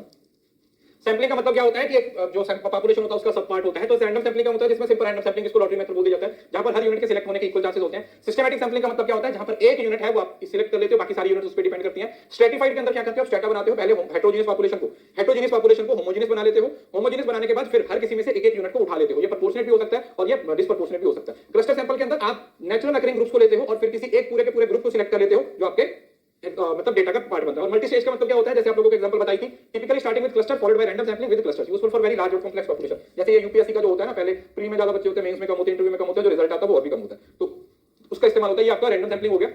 नॉन रैंडम सैंपलिंग क्या होता है, कन्वीनियंस सैंपलिंग। कन्वीनियंस का मतलब है अपनी अवेलेबिलिटी, जहां पर आपको आसानी से लोग मिल जाए, है ना, बड़े आराम से इजीली आपको जहां पर लोग मिल जाए, उसके लिए आप कन्वीनियंस सैंपलिंग का इस्तेमाल करते हो। जजमेंटल को पर्पस भी बोल देते हो, जहां पर आपकी जजमेंट पे डिपेंड करता है, मतलब आपका एक ऑब्जेक्टिव होता है, उस ऑब्जेक्टिव को सामने रखते हुए आप क्या करते हो, सैंपल को सिलेक्ट करते हो। कोटा सैंपलिंग का मतलब क्या होता है, population is divided into strata and samples are taken to make a predetermined quota from each stratum. तो पॉपुलेशन को अलग-अलग पार्ट्स में डिवाइड कर दिया जाता है और हर पॉपुलेशन में से ऐसे लोगों को लिया जाता है जो एक पर्टिकुलर पैरामीटर को मैच कर रहे होते हैं। Certain factors are represented but not randomly. जैसे मैंने बताया था कि 50 साल से ज्यादा लोगों का डेटा आप लोगों को सिलेक्ट करना है, पूरे इंडिया में से 100 लोग चाहिए, तो चारों स्टेट में से, चारों एरिया में से 25-25 लोगों को लिया जाएगा। देन आ जाता है स्नोबॉल सैंपलिंग। ये मैंने आपको बताया था, जिसको चेन सैंपलिंग भी बोला जाता है। सैंपलिंग जिसमें चेन सैंपलिंग बोल देते हैं। Existing study subject recruit future subjects. एक बंदा है वो आगे के 2 लोगों को, उसके आगे के 2 लोगों को, उसके आगे के 2 लोगों को लेके आता है। और एक और नई टाइप है that is self selection, individual volunteer to the part of sample, जहां पर आप नहीं जाते हो लोगों के पास, आप बस बैठे हुए हो अपना बोर्ड लगा के हुए, लोग खुद आते हैं आपकी रिसर्च का पार्ट बनने के लिए। So common in online surveys and studies but can lead to self selection biases. लेकिन इसके अंदर बहुत सारे एरर्स भी आप लोगों को देखने को मिल जाते हैं, ठीक है। सेल्फ सिलेक्शन के अंदर क्या होता है, बहुत सारे एरर्स भी आप लोगों को नॉर्मली देखने को मिल जाते हैं। You may find some errors as well, ठीक है जी। उसके बाद आता है हमारे पास हाइपोथेसिस टेस्टिंग। हाइपोथेसिस क्या होता है, हाइपोथेसिस का मतलब क्या होगा, हाइपोथेसिस का मतलब हुआ सर कि एक ऐसा स्टैटिस्टिकल मेथड जिसके अंदर हम एक कुछ प्रेडिक्शन करते हैं, टेंटेटिव स्टेटमेंट बनाते हैं और फिर एक पूरा रिसर्च करते हैं ताकि ये सब देखा जा सके कि जो हमारा सैंपल है, जो हमारा स्टैटिस्टिक्स है वो एक्सेप्ट हुआ या नहीं। So a statistical method used to make decisions about the population based on a sample data. It involve testing and assumption about a population parameter. तो ये क्या बोलता है कि जो पॉपुलेशन पैरामीटर है ना, जो एक पॉपुलेशन पैरामीटर है पॉपुलेशन पैरामीटर है उसके बारे में हम क्या करते हैं स्टैटिस्टिक्स। तो हमारे पास दो तरीके के हाइपोथेसिस होते हैं, नल होता है और एक अल्टरनेट होता है। नल हाइपोथेसिस का मतलब होता है जहां पर आप ये मानते हो कि दोनों चीजों के बीच में कोई डिफरेंस नहीं है, ये रिसर्चर है वो रिजेक्ट करना चाहते हैं, शुरुआत में इस वजह से बनाया जाता है कि आपकी रिसर्च है वो बायस ना हो जाए। और जो आपका मेन हाइपोथेसिस होता है वो अल्टरनेट हाइपोथेसिस होता है, जिसको स्टैटिस्टिकल हाइपोथेसिस भी बोल देते हैं, रिसर्चर का हाइपोथेसिस भी बोलते हैं, जिसको आप एक्सेप्ट करना चाहते हो क्योंकि यहां पर अज्यूम करते हो कि दो वेरिएबल्स के बीच में क्या होता है डिफरेंस होता है। उसके बाद हमारे पास दो तरीके के एरर होते हैं, टाइप 1 एरर होता है, टाइप 2 एरर होता है। टाइप 1 एरर होता है जिसको बोलते हैं एरर 1 अल्फा एरर, मतलब rejecting the null hypothesis when it's true, right था रिजेक्ट कर दिया, इसी वजह से इसको फॉल्स पॉजिटिव बोल दिया जाता है। So probability of committing type 1 error is denoted by alpha, usually set of 0.05, ठीक है। अल्फा जिसको लेवल ऑफ सिग्निफिकेंस भी बोल दिया जाता है। और दूसरा fails to reject the null hypothesis when it is false, wrong था लेकिन एक्सेप्ट कर लिया, जिसको आप फॉल्स नेगेटिव बोल देते हो। ये फॉल्स पॉजिटिव था, ये फॉल्स नेगेटिव था, और इसको बीटा के साथ डिनोट किया जाता है, ठीक है। इसकी प्रोबेबिलिटी बीटा होती है और इसकी क्या होती है, ये होता है अल्फा। और यहां पर जो अल्फा होता है क्योंकि लेवल ऑफ सिग्निफिकेंस होता है तो वो 0.05 माना जाता है, नॉर्मली 5% बोल देते हैं। और इसमें जो सही डिसीजन होता है वो क्या होता है 1 - beta, 1 - beta is called power of test. 1 - beta किसको बोल देते हैं, पावर ऑफ टेस्ट को बोल दिया जाता है। अब इसके प्रोसेस से बहुत बार सवाल पूछा गया, सबसे ज्यादा जो प्रोसेस ही पूछा जाता है, सबसे पहले आप क्या करते हो, आप अपना हाइपोथेसिस बना देते हो। First you make your hypothesis, formulate the null hypothesis and alternate hypothesis, ठीक है। मतलब नल हाइपोथेसिस बनाया तो अल्टरनेटिव अपने आप ही बन जाता है। अल्टरनेटिव आप सेपरेटली नहीं बनाते हो क्योंकि आपका हाइपोथेसिस है वो नल होता है, नल के बेसिस पे आपका अल्टरनेट हाइपोथेसिस अपने आप बन जाता है। उसके बाद फिर आप क्या करते हो, आप सिग्निफिकेंस लेवल को सिलेक्ट करते हो। सिग्निफिकेंस लेवल का मतलब क्या होता है कि जब आपका हाइपोथेसिस राइट होगा लेकिन आप उसको रिजेक्ट कर दोगे, मतलब सिंपल भाषा में बताऊं, कितने प्रतिशत आप मान के चल रहे हो कि तुमसे गलती होगी, कितने प्रतिशत तो मान के चल रहे हो कि तुमसे गलती होगी, उसको लेवल ऑफ। उसके बाद फिर आप टेस्ट सिलेक्ट कर देते हो, टी टेस्ट, एफ टेस्ट, कितने भी होते हैं, काई स्क्वायर है, वो डेटा जिस तरीके का है, ठीक है। पैरामीट्रिक टेस्ट है तो पैरामीट्रिक सिलेक्ट करोगे, नॉन पैरामीट्रिक है तो नॉन पैरामीट्रिक सिलेक्ट करोगे, तो वो डिपेंड करता है कौन सा है। देन आ जाता है कैलकुलेटर टेस्ट, उसके बाद आप फिर उसको कंपेयर करोगे, p वैल्यू, z वैल्यू जो भी आप टेस्ट लगा रहे हो। उसके बाद critical value, find out the p value, probability value corresponding to test statistics and compare statistics to the critical value. उसके बाद डिसीजन लिया जाता है, जैसे आप टेबल वैल्यू में भी हो सकता है, p वैल्यू में हो सकता है। अगर p वैल्यू आप लोगों की अल्फा से कम है तो आप अपने नल हाइपोथेसिस को क्या कर दोगे, रिजेक्ट कर दोगे। और मतलब ये आपकी p वैल्यू है वो अल्फा से हमेशा कम होनी चाहिए, और अगर p वैल्यू अल्फा से बढ़ गई है तो इसका मतलब है आप लोगों को फेल टू रिजेक्ट है, नल हाइपोथेसिस आपका रिजेक्ट हो जाएगा। मतलब आपका जो अल्फा है वो हमेशा ज्यादा होना चाहिए, याद रखिए। जो अल्फा की वैल्यू है वो हमेशा ज्यादा होनी चाहिए किससे, p वैल्यू पे, तभी आप लोगों का अल्टरनेट हाइपोथेसिस है वो ट्रू होगा। पॉइंट याद रखिएगा, एग्जाम में पूछा जा सकता है, इस पे स्टार लगा रहा हूं। p वैल्यू से कई बार सवाल पूछा गया है आप लोगों को, और उसके बाद आप इसके बेसिस पे क्या करते हो, एंड में कंक्लूजन निकाल देते हो कि भाई इसके बेसिस पे आपका नल हाइपोथेसिस एक्सेप्ट होगा या फिर अल्टरनेट हाइपोथेसिस एक्सेप्ट होगा, ये आप लोग एंड में कंक्लूजन निकाल देते हो। ये आप लोग क्या कर देते हो, एंड में कंक्लूजन निकाल देते हो, ठीक है। तो ये अपने आप में क्या है बेटा, इंपॉर्टेंट टॉपिक है। हाइपोथेसिस टेस्टिंग, इसके एरर्स वगैरह बहुत ज्यादा पेपर में पूछे जाते हैं। There are a lot of things जो आप लोगों को इन एरर्स वगैरह से पूछे जाते हैं। No this is not actually p value, is not table value. अब दो तरीके होते हैं, p वैल्यू के बेसिस पे निकाला जाता है, टेबल वैल्यू के बेसिस पे निकाला जाता है। तो टेबल वैल्यू में तो डायरेक्ट टेबल वैल्यू के साथ कंपेयर करते हो, लेकिन p वैल्यू में फिर आप एक जो प्रोबेबिलिटी वैल्यू होती है उसका इस्तेमाल किया जाता है, कैलकुलेटेड वैल्यू। नहीं, पहले लेवल ऑफ सिग्निफिकेंस होगा उसके बाद टेस्ट आएगा। टेस्ट पहले नहीं होता, पहले लेवल ऑफ सिग्निफिकेंस, पहले ये दो स्टेप्स हमेशा होते हैं, उसके बाद टेस्ट आप उसको सिलेक्ट करोगे। उसके बाद हमारे पास normal distribution. What is the meaning of normal distribution, जिसको गॉसियन डिस्ट्रीब्यूशन भी बोला जाता है। So it is a symmetrical bell curve distribution, जिसको आप जो मीन और स्टैंडर्ड डेविएशन होते हैं with more data cluster around the mean. इसकी जो रेंज होती है वो नॉर्मली, जैसे मैंने बताया ना स्टैंडर्ड डेविएशन की रेंज क्या होती है, वैसे जो स्टैंडर्ड डेविएशन की रेंज होती है वो स्टैंडर्ड डेविएशन की रेंज होती है वो अनलिमिटेड होती है, थ्योरेटिकली इनफिनाइट होती है। लेकिन अगर आप बात करते हो किसके फॉर्म में, अगर आप बात करते हो कि हम नॉर्मली देखे जाए तो उसकी वैल्यू है वो 6 स्टैंडर्ड डेविएशन होती है, क्योंकि नॉर्मल डिस्ट्रीब्यूशन में राइट साइड पे +3 और माइनस साइड पे +3 तक वैल्यूज है वो फॉल करती है। सो इसके क्या क्या फीचर्स होते हैं, सबसे पहले मीन मीडियन मोड है वो आपस में बराबर होते हैं। These are all equal located at the centre of distribution. Centre में होता है, सिमेट्रिकल होता है। सिमेट्रिकल का मतलब क्या हुआ, सिमेट्रिकल अबाउट द मीन, जितना लेफ्ट पे पोर्शन है उतना ही राइट साइड पे आ रहा है, लेफ्ट साइड और राइट साइड आपस में बराबर होते हैं, मिरर इमेज होती है, बेल शेप पर होती है, सिमेट्रिकल होती है। इन्फ्लेक्शन पॉइंट होती है, इन्फ्लेक्शन पॉइंट बताया ना, फर्स्ट जहां से अपनी शेप है कन्वेक्स से कनकेव हो रही होती है, तो फर्स्ट सेकंड थर्ड तीन कन्वेक्शन इन्फ्लेक्शन पॉइंट होते हैं, जहां पर स्टैंडर्ड डेविएशन 1 2 और 3 1 2 3, तो यहां पर शेप चेंज कर रही है वो होता है। और एक असिम्प्टोटिक होता है, असिम्प्टोटिक मैंने आपको बताया था। असिम्प्टोटिक का मतलब क्या हुआ कि ये कभी भी किसी एक्सिस को टच नहीं करेगी, लेफ्ट साइड पे जाओगे तो कभी टच नहीं करेगी और राइट साइड पे जाओगे तो कभी टच नहीं करेगी। जो इसकी वैल्यू होती है, जो इसका एरिया होता है वो टोटल कितना होता है 1 होता है, जिसमें से 0.5 है वो लेफ्ट साइड पे होता है और जो 0.5 है वो राइट साइड पे होता है। लेफ्ट साइड पे 0.5 होता है और राइट साइड पे भी कितना होता है 0.5 है वो होता है। एप्लीकेशन की बात करें तो स्टैटिस्टिक्स, हाइपोथेसिस टेस्टिंग में इसका सबसे बड़ा योगदान होता है। फाइनेंस में अलग अलग तरीके के मॉडल्स के लिए, क्वालिटी कंट्रोल के लिए भी यूज कर सकते हो, नेचुरल एंड सोशल साइंस में भी और इकोनॉमिक्स में भी इस्तेमाल किया जाता है। अब इसमें दो तरीके के सवाल पूछे जाते हैं, एक तो इसके फीचर से सवाल पूछा जाता है और जो दूसरा सवाल होता है वो इसकी प्रॉपर्टी से पूछा जाता है। वैसे फीचर्स और प्रॉपर्टी सेम ही होते हैं, जो फीचर्स और प्रॉपर्टीज होते हैं वो ऑलमोस्ट सेम ही होते हैं, तो आपको इसको ज्यादा लोड लेने की जरूरत नहीं है। जैसे बताया होगा टोटल एरिया कितना होता है, टोटल एरिया कितना होता है 1 होता है, 0.5 लेफ्ट साइड पे होता है, 0.5 राइट साइड पे होता है। इसका एक रूल होता है 68 95 99.7। तो एक स्टैंडर्ड डेविएशन है वो 68 तक होती है, दो स्टैंडर्ड डेविएशन है वो 95 तक होती है और तीन स्टैंडर्ड डेविएशन होती है वो 99.7 तक होती है। और ये एग्जैक्ट नंबर है, ये आप लोगों को एग्जैक्ट नंबर याद रखने हैं।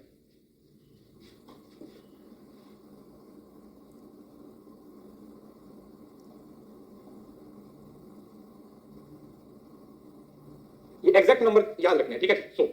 तो 68 95 और 99.7, तो एक स्टैंडर्ड डेविएशन है तो वैल्यू कितनी आती है 68, मतलब वन स्टैंडर्ड डेविएशन के अंदर 68% वैल्यू आ जाएगी, टू स्टैंडर्ड डेविएशन के अंदर 95 आ जाएगी और थ्री स्टैंडर्ड डेविएशन के अंदर 99.7 आ जाएगी। उसके बाद आता है central limit theorem. Central limit theorem आपको बताया था, सेंट्रल लिमिट थ्योरम का मतलब क्या होता है ये मैं आपको आगे पढ़ाऊंगा। सेंट्रल लिमिट थ्योरम क्या बोलती है, सेंट्रल लिमिट थ्योरम बोलती है कि भाई आप जैसे जैसे सैंपल साइज बढ़ाते जाओगे, जैसे जैसे आप सैंपल साइज बढ़ाते जाओगे वैसे वैसे आपकी जो कर्व की शेप है वो क्या होती जाएगी, नॉर्मल होती जाएगी, ठीक है, वो ऑटोमेटिकली अपनी नॉर्मल शेप में आता जाएगा। नॉर्मल डिस्ट्रीब्यूशन होता है जहां पर मीन है हमेशा 0 होता है और जो स्टैंडर्ड डेविएशन होता है वो 1 होता है। याद रखिए, जो मीन होता है वो 0 होता है, स्टैंडर्ड डेविएशन है वो 1 होता है। Then linear transformation, a linear combination of normal random variables called normally distributed, मतलब पॉपुलेशन भी नॉर्मल डिस्ट्रीब्यूटेड होती है और जो लीनियर कॉम्बिनेशन होता है normal random variables is also normal distributed. मतलब इसमें नॉर्मलिटी, नाम ही नॉर्मल डिस्ट्रीब्यूशन है, नाम ही नॉर्मल डिस्ट्रीब्यूशन है, तो नॉर्मलिटी की असम्पशन है वो फॉलो होगी होगी। जब नाम ही नॉर्मल डिस्ट्रीब्यूशन है तो नॉर्मलिटी की असम्पशंस का यहां पर फॉलो होना जरूरी है। जब नॉर्मल, जब फर्म ही क्या बोलते हैं, कर्व का नाम ही नॉर्मल डिस्ट्रीब्यूशन है तो इसके अंदर जो नॉर्मली सब चीजें हैं वो ऑटोमेटिकली क्या हो जाएंगी, डिस्ट्रीब्यूटेड हो जाएंगी। All the terms will be automatically distributed, right.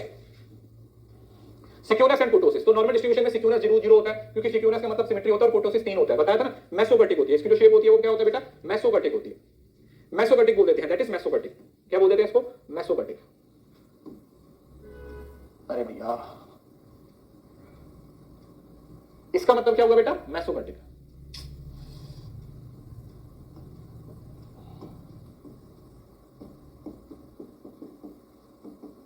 क्या बोलते हैं इसको, मेसोबर्टिक।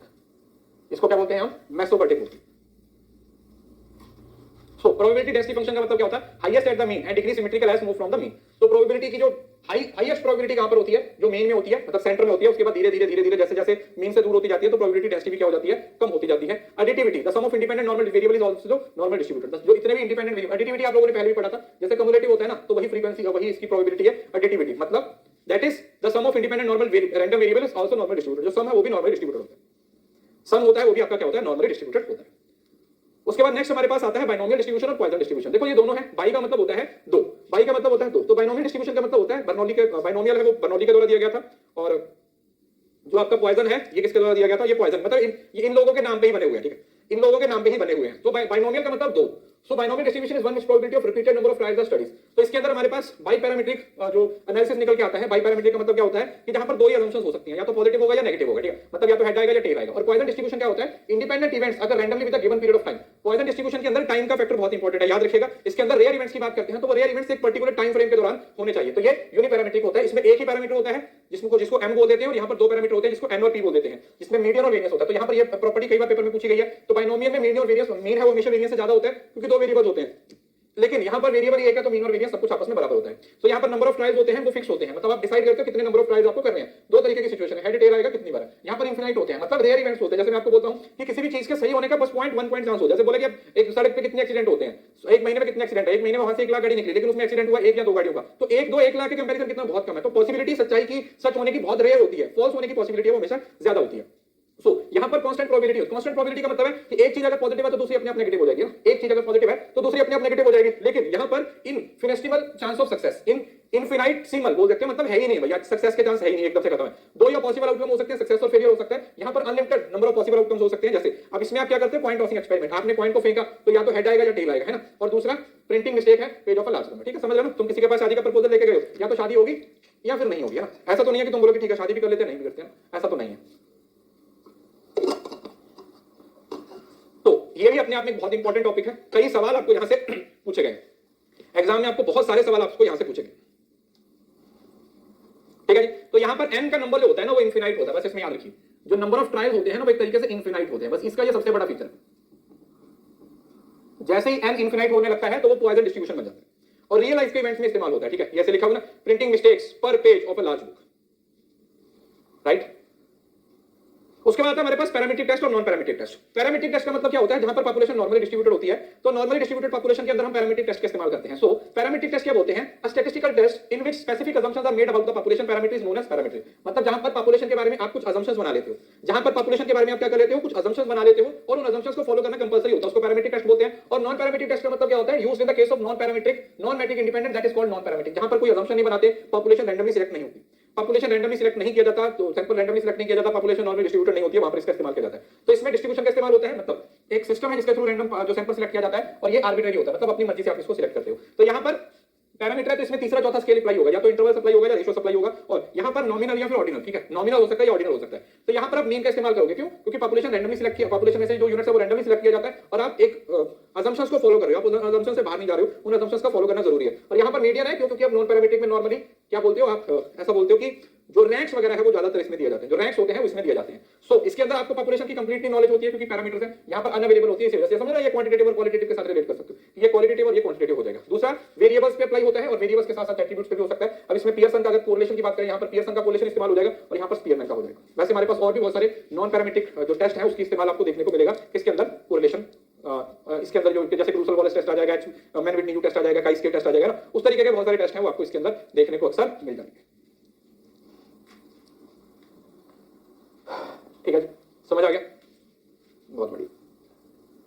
अब आता है हमारे पास टी टेस्ट। टी टेस्ट होता है जैसे अब टी टेस्ट है उसके अंदर हमारे पास 3 तरीके के टेस्ट हो सकते हैं। अब इसमें देखो मैं टेस्ट भी लेके आया हूं सबके लिए, बोलते हो कि सर टेस्ट पढ़ने हैं, तो टेस्ट पढ़ने हैं तो यहां पर थोड़ा फोकस करो। सबसे पहले आता है हमारे पास टी टेस्ट। टी टेस्ट 3 तरीके का होता है, वन सैंपल होता है, इंडिपेंडेंट होता है और पेयर्ड होता है। वन सैंपल का मतलब क्या हुआ, डिफर फ्रॉम नोन और हाइपोथेसिस पॉपुलेशन। एक सैंपल को पॉपुलेशन में से निकाला गया, अब ये देखते हो कि वो पॉपुलेशन से कितना अलग है। जब एक ही टेस्ट को यूज किया जाता है, एक ही सैंपल होता है, पॉपुलेशन में से निकाला जाता है, उसको पॉपुलेशन के साथ कंपेयर किया जाता है। देन आ जाता है इंडिपेंडेंट। इंडिपेंडेंट का मतलब है कि 2 सैंपल निकाले गए हैं, 2 अलग अलग पॉपुलेशन से निकाले गए हैं या सेम पॉपुलेशन से निकाले गए हैं, तो हम देखते हैं कि उनकी एवरेज में या उनके जो उनका मीन है उसके अंदर आपको कितना डिफरेंस है वो देखने को मिलता है। और पेयर्ड का मतलब होता है बिफोर एंड आफ्टर। समझ रहे हो ना कि एक जैसे ग्रुप को ट्रीटमेंट दी गई है पहले और बाद में, तो बिफोर एंड आफ्टर का जो सिचुएशन होता है उसके आप अंदर क्या बोल देते हो, उसको आप पेयर्ड टी टेस्ट बोल देते हो। मतलब जहां पर एक ही सैंपल होता है लेकिन उसको बिफोर आफ्टर स्टडी किया जाता है। एक ही सैंपल होता है लेकिन उसको स्टडी कब किया जाता है, बिफोर एंड आफ्टर स्टडी किया जाता है कि पहले क्या था और अभी क्या है, पहले क्या था और अभी क्या है। जब इस तरीके से स्टडी किया जाता है तो उसको पेयर्ड टी टेस्ट बोल दिया जाता है। अब टी टेस्ट की असम्पशंस क्या है, सबसे पहला जो डेटा होता है वो कंटीन्यूअस होता है, जो डेटा होता है वो नॉर्मल डिस्ट्रीब्यूशन कर्व को शो करता है, और ये स्मॉल सैंपल टेस्ट होता है जिसमें जो सैंपल साइज होता है वो लेस देन 30 होता है। It is small sample test, और इसमें जो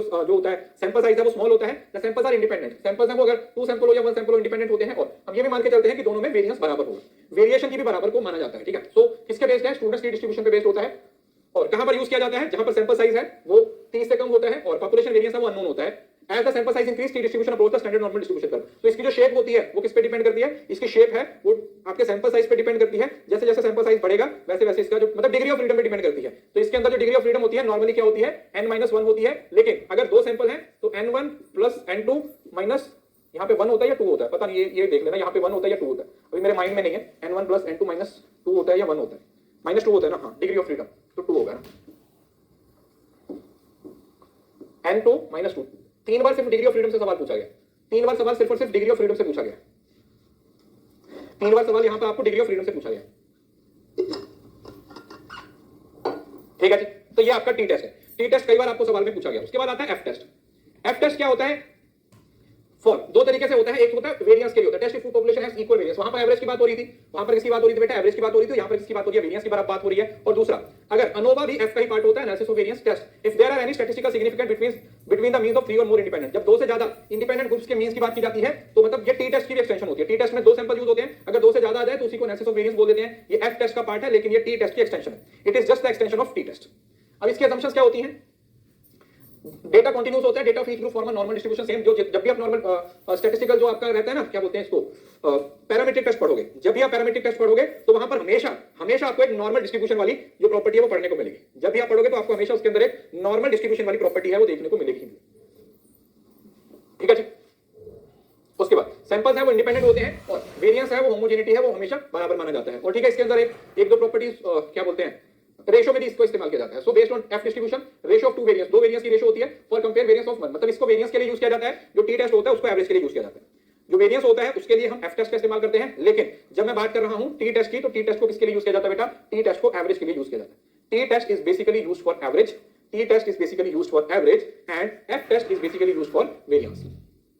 उसके बाद जेड टेस्ट। जेड टेस्ट क्या होता है, आपका लार्ज सैंपल टेस्ट होता है। जब आपका सैंपल साइज 30 से बढ़ जाता है, बेसिकली जैसे टी टेस्ट को स्मॉल सैंपल पे अप्लाई कर सकते हो, तो अगर सैंपल साइज ज्यादा होगा ना, अगर आपका सैंपल साइज ज्यादा हो तो वहां पर फिर टी टेस्ट की बजाय आप कौन सा टेस्ट अप्लाई करते हो, टी टेस्ट की बजाय फिर आप जेड टेस्ट इस्तेमाल करते हो। और yes, that is also important, Navya ने बताया है, एफ टेस्ट में रिग्रेशन का भी इस्तेमाल है। सो इसमें भी 1 सैंपल 2 टेस्ट और प्रोपोर्शन जेड टेस्ट होता है। 1 सैंपल जेड टेस्ट क्या बोलते हैं, test if the mean of single sample differ from known population mean. देखो यहां पर भी आपकी बात कर रहे हो, पॉपुलेशन मीन की बात कर रहे हो, तो आप बोलोगे सर ये भी मीन की बात कर रहे हैं, जेड टी टेस्ट भी मीन की बात कर रहे हो, तो डिफरेंस क्या है। डिफरेंस यही है कि वहां पर सैंपल स्मॉल साइज होता है और यहां पर सैंपल साइज ज्यादा होता है। और यहां पर 2 सैंपल है, मतलब अगर 2 इंडिपेंडेंट की बात की जाती है। और प्रोपोर्शन का मतलब क्या हुआ, test if the proportion of a single sample differ from known population proportion, और इफ द प्रोपोर्शन ऑफ 2, मतलब समझ रहे हो ना, यहां पर प्रोपोर्शन की बात, तो 2 जेड टेस्ट को स्टडी किया जा रहा है पॉपुलेशन के साथ कंपेयर करके, लेकिन उसके प्रोपोर्शन को स्टडी किया जा रहा है, प्रोपोर्शन की बात की जाती है। असम्पशंस क्या है, सिंपल देखो, पहला डेटा कंटीन्यूअस है, डेटा एक नॉर्मल डिस्ट्रीब्यूशन को फॉलो करता है, जो सैंपल साइज होता है वो हमेशा n से ज्यादा होता है, और जो पॉपुलेशन वेरिएंस होता है यहां पर नोन होता है, टी टेस्ट में अननोन होता है। टी टेस्ट में अननोन होता है, याद रखिए टी टेस्ट में अननोन होता है। और सैंपल्स आर इंडिपेंडेंट, जो सारे सैंपल्स होते हैं वो आपस में क्या होते हैं, दे आर ऑलवेज इंडिपेंडेंट। जो सैंपल्स होते हैं वो सारे इंडिपेंडेंट होते हैं। तो ये किस पे डिपेंड करता है बेटा, इसकी प्रॉपर्टीज में सबसे पहला पॉइंट आएगा based on the standard normal distribution और used when the sample is large and population variance is known. इससे कई बार सवाल पूछा गया टी टेस्ट क्यों नहीं यूज किया जा रहा है, टी टेस्ट के अंदर सैंपल्स जो वेरिएंस है वो नहीं पता। More suitable for large sample due to central limit theorem. अब सेंट्रल लिमिट थ्योरम क्या होती है, ऑलरेडी आप लोगों को बता चुका हूं। सेंट्रल लिमिट थ्योरम क्या बताती है, सेंट्रल लिमिट थ्योरम सिंपली ये बताती है कि जैसे जैसे जैसे जैसे जैसे जैसे जैसे जैसे सैंपल साइज बढ़ता जाएगा वैसे वैसे आपकी डिस्ट्रीब्यूशन कर्व की जो शेप है वो नॉर्मल होती जाएगी। वैसे वैसे आपके जो डिस्ट्रीब्यूशन कर्व की जो शेप है वो क्या होती जाएगी बेटा, वो नॉर्मल होती जाएगी।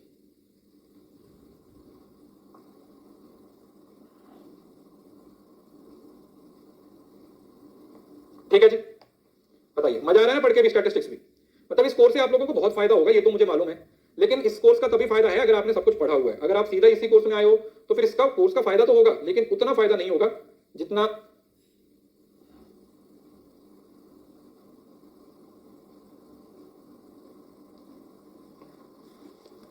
पढ़ा हुआ। अब देखो अभी आगे आगे टी टेस्ट की बात करते हैं। आई थिंक ये तो सेम रिपीट हो रहा है, one sample T test, independent two sample test और पेयर टेस्ट, है ना। ये तो हम ऑलरेडी पढ़ चुके हैं, है ना, ये तो आप ऑलरेडी पढ़ चुके हो।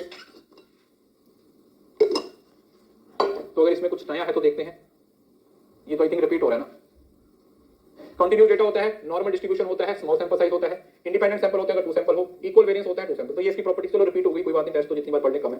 प्रॉपर्टीज है, स्टूडेंट्स के टी डिस्ट्रीब्यूशन पे है, स्मॉल सैंपल है और पॉपुलेशन का वेरिएंस होता है वो अननोन होता है। Approximate standard normal as sample size increase, जैसे जैसे सैंपल का साइज बढ़ता जाएगा, जैसे जैसे सैंपल का साइज बढ़ता जाएगा वैसे वैसे आप लोगों का जो ये है वो इंक्रीज होता जाएगा। मतलब इसकी जो शेप ऐसे ऐसे ऐसे उड़ती जाएगी। एफ है इक्वालिटी ऑफ वेरिएंस है, अनोवा है कंटीन्यूअस होता है, नॉर्मल डिस्ट्रीब्यूटेड होता है, इंडिपेंडेंट सैंपल होता है, इक्वल वेरिएंस होता है। ठीक है, जो सेम प्रॉपर्टीज हैं। बस इसमें टी टेस्ट में क्या यूज करते थे, टी टेस्ट में हम एवरेज निकाल रहे हैं, यहाँ पर वेरिएंस निकालते हैं। एफ डिस्ट्रीब्यूशन पे आता है कंपेरियंस वेरिएंस और मल्टीपल ग्रुप मींस, और F test is the ratio of two variance. तो यहाँ पर हम रेशियो की बात करते हैं। हम किसकी बात करते हैं, हम रेशियो की बात करते हैं। और जेड टेस्ट है, इसके अंदर भी वही आपके हो गए, वन सैंपल हो गया, टू हो गया और प्रोपोर्शन हो गया। कंटीन्यूअस डेटा होता है, डेटा होता है वो नॉर्मली डिस्ट्रीब्यूटेड होता है। दूसरा लार्ज सैंपल होता है या पॉपुलेशन वेरिएंस होता है वो पता होता है, और सैंपल्स होते हैं वो इंडिपेंडेंट होते हैं। तो स्टैंडर्ड नॉर्मल डिस्ट्रीब्यूशन पे होता है, लार्ज सैंपल के यूजफुल होता है, पॉपुलेशन यहां पर पता होती है, और सेंट्रल लिमिट थ्योरम के लिए भी इसको इस्तेमाल किया जा सकता है। तो ये आप लोगों के सारे कौन से थे बेटा, these all are your parametric test. 1 minute का छोटा सा ब्रेक ले लीजिए, बस थोड़ा सा ही रह गया, आज तो जल्दी खत्म हो जाएगी आपकी क्लास, क्या बात है। पैरामीट्रिक टेस्ट हमने पढ़ लिए हैं, अभी हम पढ़ेंगे अपने नॉन पैरामीट्रिक टेस्ट।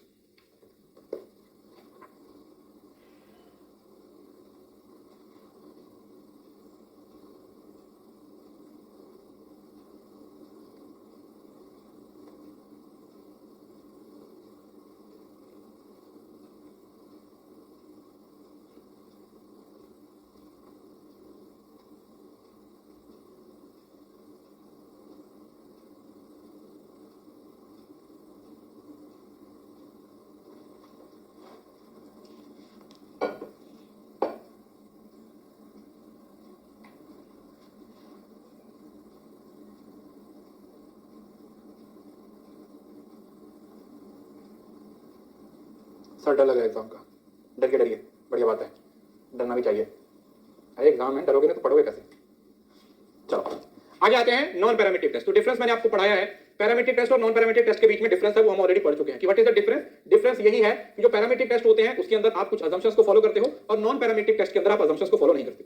पैरामीट्रिक के अंदर आप अजम्पशंस को फॉलो करते हो, नॉन पैरामीट्रिक में आप अजम्पशंस को फॉलो नहीं करते। तो सबसे पहले आता है Mann Whitney U test, Wilson rank sum test. Difference between two independent groups. देखो मैन विटनी यू टेस्ट है, ये भी आप लोगों का दो इंडिपेंडेंट ग्रुप्स के डिफरेंस की बात करता है। सैंपल्स होते हैं वो इंडिपेंडेंट होते हैं, और जो डेटा है या तो वो ऑर्डिनल होगा या कॉन्टिन्यूस होगा। Distribution of two groups are similar in shape. ठीक है, जो दो ग्रुप्स हैं उनकी जो शेप होनी चाहिए वो हमेशा आपस में क्या होनी चाहिए, सिमिलर होनी चाहिए। क्या होती है, हमेशा सिमिलर होनी चाहिए। प्रॉपर्टीज क्या है, पहला तो सिंपल है कि ये नॉर्मल डिस्ट्रीब्यूशन तो अज्यूम नहीं करेगा। Use rank of the data rather than data itself. तो डेटा को इस्तेमाल नहीं करते तो रैंक को इस्तेमाल करते हैं, और स्मॉल सैंपल के लिए यूजफुल होते हैं। ठीक है, तो याद रखिए U U U U U U U U U U Mann Whitney test है वो स्मॉल सैंपल के लिए यूज होता है, स्मॉल सैंपल के लिए यूज हो रहा है। ठीक है, देन आ जाता है Wilson signed rank test. Use for difference between two related groups, the data is ordinal, samples are paired, the difference between pairs are symmetrical. तो यहां पर जो सैंपल्स होते हैं वो पेयर्ड होते हैं। मतलब यहां पर क्या बोला गया था, यहां पर कोई आपस में पेयर्ड नहीं होते हैं। ठीक है, मतलब इंडिपेंडेंट सैंपल्स होते हैं, यहां पर जो सैंपल्स होते हैं इंडिपेंडेंट। अगर इंडिपेंडेंट सैंपल्स हैं तो Mann Whitney U test apply होगा, और अगर सैंपल्स पेयर्ड हैं तो उसके अंदर फिर विल्सन साइंड रैंक टेस्ट होगा। बस इसमें छोटी छोटी चीजें हैं जो आप लोगों को याद करनी पड़ेंगी, छोटी छोटी। सर 2023 का पेपर बहुत ज्यादा टफ था, तभी 91 में से 71 बच्चे जिन्होंने कॉमर्स में जेआरएफ किया था वो मेरे बैच से थे। जब पेपर डिफिकल्ट आता है तो बेटा सबके लिए डिफिकल्ट होता है, पेपर डिफिकल्ट होगी तो कट ऑफ कम जाएगी, आप इतना लोड क्यों ले रहे हो। तो अगर इंडिपेंडेंट है तो उसके लिए आप क्या करोगे, उसके लिए आप मैन विटनी यू टेस्ट का इस्तेमाल करोगे, मैन विटनी यू टेस्ट का। और अगर पेयर्ड सैंपल है, रैंक है, पेयर्ड है तो उसमें किसका इस्तेमाल किया जाएगा? विल्सन साइन रैंक टेस्ट का इस्तेमाल किया जाएगा, विल्सन रैंक साइन टेस्ट का इस्तेमाल किया जाएगा। प्रॉपर्टीज क्या है? नॉन पैरामीट्रिक है। दूसरा, does not assume normal distribution, use rank of the difference between pairs. यहां पर जो पेयर्स होता है उसका क्या होता है? रैंक सब लिया जाता है। ये आ गया क्रूसेल वॉलिस, आई थिंक यही पढ़ा पहला या नहीं, सॉरी इसी के साथ लिखा होता है क्रूसेल वॉलिस। अच्छा विल्सन था, ये अलग था। इसका एक ना अलग से चार्ट बना लेना, मैं पीडीएफ आपको दे दूंगा। मुझे पता है ये थोड़ा कंफ्यूज करता है, तो इसको जितनी बार पढ़ोगे उतना बेहतर है। क्रूस्कल वॉलिस है test for difference between three, और इस क्रूस्कल वॉलिस है तो इसमें सैंपल है वो पहले वाले के कंपैरिजन है तो 2 से जब सैंपल बढ़ गए, जब सैंपल 2 से ज्यादा बढ़ गए, ठीक है, सैंपल 2 से ज्यादा बढ़ गए तो वो हो जाएगा, तो सेम डेटा ऑर्डिनल हो जाएगा, सैंपल इंडिपेंडेंट है, डिस्ट्रीब्यूशन ऑफ ग्रुप पर similar in the shift same. अगर आप देख पा रहे हो ना, तो इसकी एक्सटेंशन है जो मैन विटनी है, इसकी एक्सटेंशन क्या है? क्रूसेल वॉलिस है। क्यों? क्योंकि वहां पर 2 इंडिपेंडेंट सैंपल की बात हो रही है, वहां पर 2 इंडिपेंडेंट सैंपल की बात हो रही है, और यहां पर 3 इंडिपेंडेंट या 4 इंडिपेंडेंट सैंपल की बात हो रही है। इतने छोटे छोटे पॉइंट निकाल के वो सवाल पूछते हैं, इतू से सवाल पॉइंट निकाल के वो सवाल पूछेंगे। तो जैसे वो टी टेस्ट की तरह है, ये एफ टेस्ट की तरह हो जाएगा। तो वही आ गया for ANOVA, use rank of the data, does not assume normal distribution. ये तो सब में बराबर है। बस आपको नॉन पैरामीट्रिक टेस्ट के अंदर जो चीज याद रखनी है, ध्यान से सुनो मेरी बात, तो आपको नॉन पैरामीट्रिक टेस्ट के अंदर बात याद रखनी है, वो सिर्फ ये याद रखनी है कि ये कहां पर इस्तेमाल हो रहा है, क्योंकि प्रॉपर्टी सबकी सेम है, सभी की प्रॉपर्टी सेम है, तो प्रॉपर्टीज याद करने का कोई मतलब नहीं है। बस आपको इतना पता होना चाहिए कि वो कहां पर इस्तेमाल होगा, और ये मीडियन के लिए यूज होते हैं, मीन के लिए नहीं होते, ये बात आप याद रखिए। तो जो सबसे पहला बड़ा था मैन विटनी यू टेस्ट है, वो 2 मीन के लिए यूज होता है, और ये जो क्रूसेल वॉलिस है ना, क्या यही था भैया, कैसा सड़ा हुआ नाम है, हाँ क्रूस्कल वॉलिस, जो भी इसका सड़ा हुआ नाम है, तो ये 3 के लिए यूज हो रहा है। जाना जाता है फ्राइडमैन। फ्राइडमैन है टेस्ट फॉर डिफरेंस बिटवीन 3 और more related groups, non parametric equivalent of repeated measures, use rank of data, does not assume normal distribution. तो इसके अंदर क्या हुआ है? सैंपल ही, यहां पर ग्रुप्स आ गए, मतलब यहां पर क्या था, इसके अंदर क्या था? अच्छा 3 और मोर इंडिपेंडेंट ग्रुप्स, ये क्या बताता है? 3 और मोर रिलेटेड ग्रुप्स। अच्छा ये फिर उसकी देखो सारी चीजें कितने आपस में कनेक्ट हो रही हैं। सुनो, सबसे पहले मैन विटनी यू टेस्ट, सबसे पहले मन विटनी यू टेस्ट। मन विटनी यू टेस्ट क्या बोलता है? 2 इंडिपेंडेंट सैंपल। देन फिर आता है क्रूसेल वॉलिस, बोलता है 3 इंडिपेंडेंट सैंपल। और फ्राइडमैन क्या बोलता है कि 3 रिलेटेड ग्रुप्स, इंडिपेंडेंट नहीं है, रिलेटेड है, इंडिपेंडेंट नहीं है, रिलेटेड है। तो तीनों का मेन पॉइंट क्लियर हो गया, तीनों का रिलेट पॉइंट है, तीनों का पॉइंट है वो आपस में रिलेट हो गया। देन आता है काई scale, independence of goodness of fit, ठीक है, ये आप लोगों ने पढ़ा होगा। गुडनेस ऑफ फिट के लिए यूज किया जाता है। डेटा होता है वो बहुत ज्यादा होता है, कैटेगरीज होती हैं, सैंपल सब इंडिपेंडेंट होते हैं। एक्सपेक्टेड फ्रीक्वेंसी है वो कम से कम कितनी होनी चाहिए? 50, और जो सैंपल साइज है वो मिनिमम कितना होना चाहिए? 50 होना, ये 5 होनी चाहिए। जो हर सेल की फ्रीक्वेंसी है वो मिनिमम 5 होनी चाहिए, और जो सैंपल साइज है वो मिनिमम 50 होना चाहिए। तो इसके अंदर आप 2 चीजों को यूज करते हो, ऑब्जर्व में से एक्सपेक्टेड को माइनस कर देते हो, डिवाइडेड बाय एक्सपेक्टेड उसका स्क्वायर ले लेते हो। दूसरा, does not assume normal distribution है और suitable for large sample size है। तो 30 से सैंपल साइज ज्यादा ही हुआ, अगर मैं 50 है सैंपल साइज ले रहा हूं तो फिर 50 तो ज्यादा ही हो गया ना, 50 सैंपल साइज है वो आपका ज्यादा ही हो गया। उसके बाद नेक्स्ट आता है हमारे पास स्पीयरमैन रैंक कोरिलेशन। स्पीयरमैन का रैंक कोरिलेशन हम ऑलरेडी पढ़ चुके हैं, ये स्ट्रेंथ और डिग्री के बारे में बताता है। ऑर्डिनल डेटा हो सकता है, relation between 2 variables is monotonic, एक ही तरीके का रिलेशन होता है, ठीक है, ये हम पढ़ चुके हैं। मैन विटनी टेस्ट भी आपको पढ़ा दिया, विल्सन साइन टेस्ट भी पढ़ा दिया, ये पढ़ लिया था। विल्सन साइन टेस्ट ही था या कोई और था? एक सेकंड, एक तो भैया ये बहुत कंफ्यूज करते हैं, तो मेरी आपसे सजेशन है, हाँ पढ़ लिया, तो मेरी आपसे सजेशन है कि जब मैं पीडीएफ अपलोड कर दूंगा इसका ना एक चार्ट बना लीजिएगा, ठीक है, ये मुझे भी कंफ्यूज करते हैं, मैं खुद बोलता हूं, तो आपके लिए बेस्ट रहेगा कि पैरामीट्रिक तो इजी है, नॉन पैरामीट्रिक का एक चार्ट बना लेना, ठीक है, जितने भी नॉन पैरामीट्रिक टेस्ट है ना इनका चार्ट बना लीजिएगा, और चार्ट बना के इसको क्या कर लो, याद कर लो, मेन पॉइंट है, अजम्पशंस मत लिखना, बस चार्ट बना के इतना लिख लीजिएगा कि कौन सा टेस्ट कहां पर अप्लाई होता है, 2 सैंपल में कौन सा हो रहा है, 3 में कौन सा हो रहा है, इंडिपेंडेंट में कौन सा हो रहा है, डिपेंडेंट में कौन सा हो रहा है, बस इतना ही रट लीजिएगा, और इससे डिटेल में जाने की जरूरत नहीं, इतना ही पढ़ लीजिएगा, इससे ज्यादा डिटेल में जाने की जरूरत नहीं, ठीक है जी, बढ़िया, ये तो हो गया, अभी ये रिपीट हो गया। उसके बाद आता है एक central limit theorem. Central limit theorem क्या होती है? सेंट्रल लिमिट थ्योरम के बारे में मैंने आप लोगों को ऑलरेडी बताया था, what is the meaning of central limit theorem, दोनों पीडीएफ आज ही अपलोड कर दूंगा, ठीक है। सेंट्रल लिमिट थ्योरम का मतलब क्या होता है, जैसे बताया था ना, central limit theorem states that distribution of the sample mean of a large sample of independent identified distribution will be approximately normal regardless of original distribution। बोला कि कोई डिस्ट्रीब्यूशन है, ओरिजिनली उसकी शेप क्या है इससे कोई फर्क नहीं पड़ता, ओरिजिनली उसकी शेप क्या है इससे कोई फर्क नहीं पड़ता।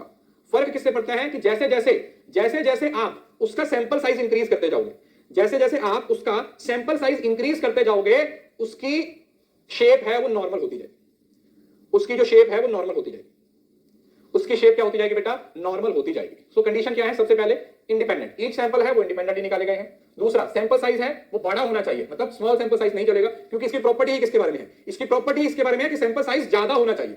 ये प्रॉपर्टी किस पे बेस्ड है कि सैंपल साइज है वो ज्यादा होना चाहिए, तो सैंपल साइज हमेशा बड़ा होगा। Identify the variables should be identical distributed, और जो वेरिएबल्स हैं वो एक जैसे होने चाहिए, जो कि नॉर्मल प्रॉपर्टी होती है, नॉर्मल डिस्ट्रीब्यूशन की मेन प्रॉपर्टी होती है।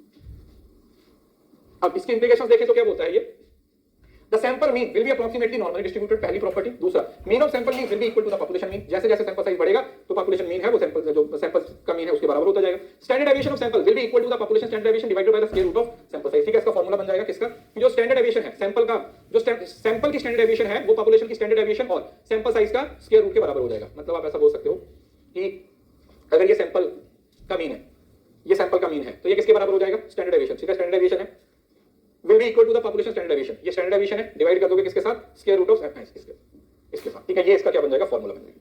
This will be the formula, ये आप लोगों का फॉर्मूला बन जाएगा। ठीक है, ये आपका फॉर्मूला बन जाएगा। उसके बाद आता है हमारे पास इन्फ्लुएंशियल स्टैटिस्टिक्स। सबसे इंपॉर्टेंट वही है, कॉन्फिडेंस इंटरवल और हाइपोथेसिस टेस्टिंग में इसका इस्तेमाल होता है सबसे ज्यादा। और इंपॉर्टेंस क्या है? जो सेंट्रल लिमिट थ्योरम है, it allows statisticians to use the normal distribution as approximation for the distribution of sample mean which simplify analysis and influence when the population distribution is normal. जब population normally distributed नहीं होती, तो आप सोचो, जब population normally distributed नहीं होती, तो वहां पर एनालिसिस करना डिफिकल्ट हो जाता है। तो इस वजह से ये नॉर्मली बोला जाता है कि जो भी सैंपल साइज के बेसिस पे आप डिस्ट्रीब्यूशन को यूज करना चाहते हो, तो उस पे नॉर्मल डिस्ट्रीब्यूशन वाली अजम्पशन को अप्लाई कर दो, सेंट्रल लिमिट थ्योरम को अप्लाई कर दो, उसकी वैल्यू को कैलकुलेट करना भी आसान हो जाएगा, सैंपल साइज भी बढ़ जाएगा और हमारे पास जो वैल्यू आएगी वो भी ज्यादा बेहतर आएगी, वो निकल के आएगी।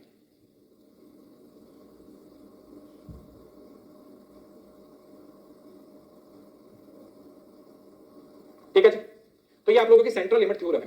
क्लास के बाद सर साइड वाला शो नहीं हो रहा है, ये दिखा नहीं? अच्छा, मैंने इधर लिख दिया। अच्छा, ये वाली चीज आपको दिख नहीं रही, रुको।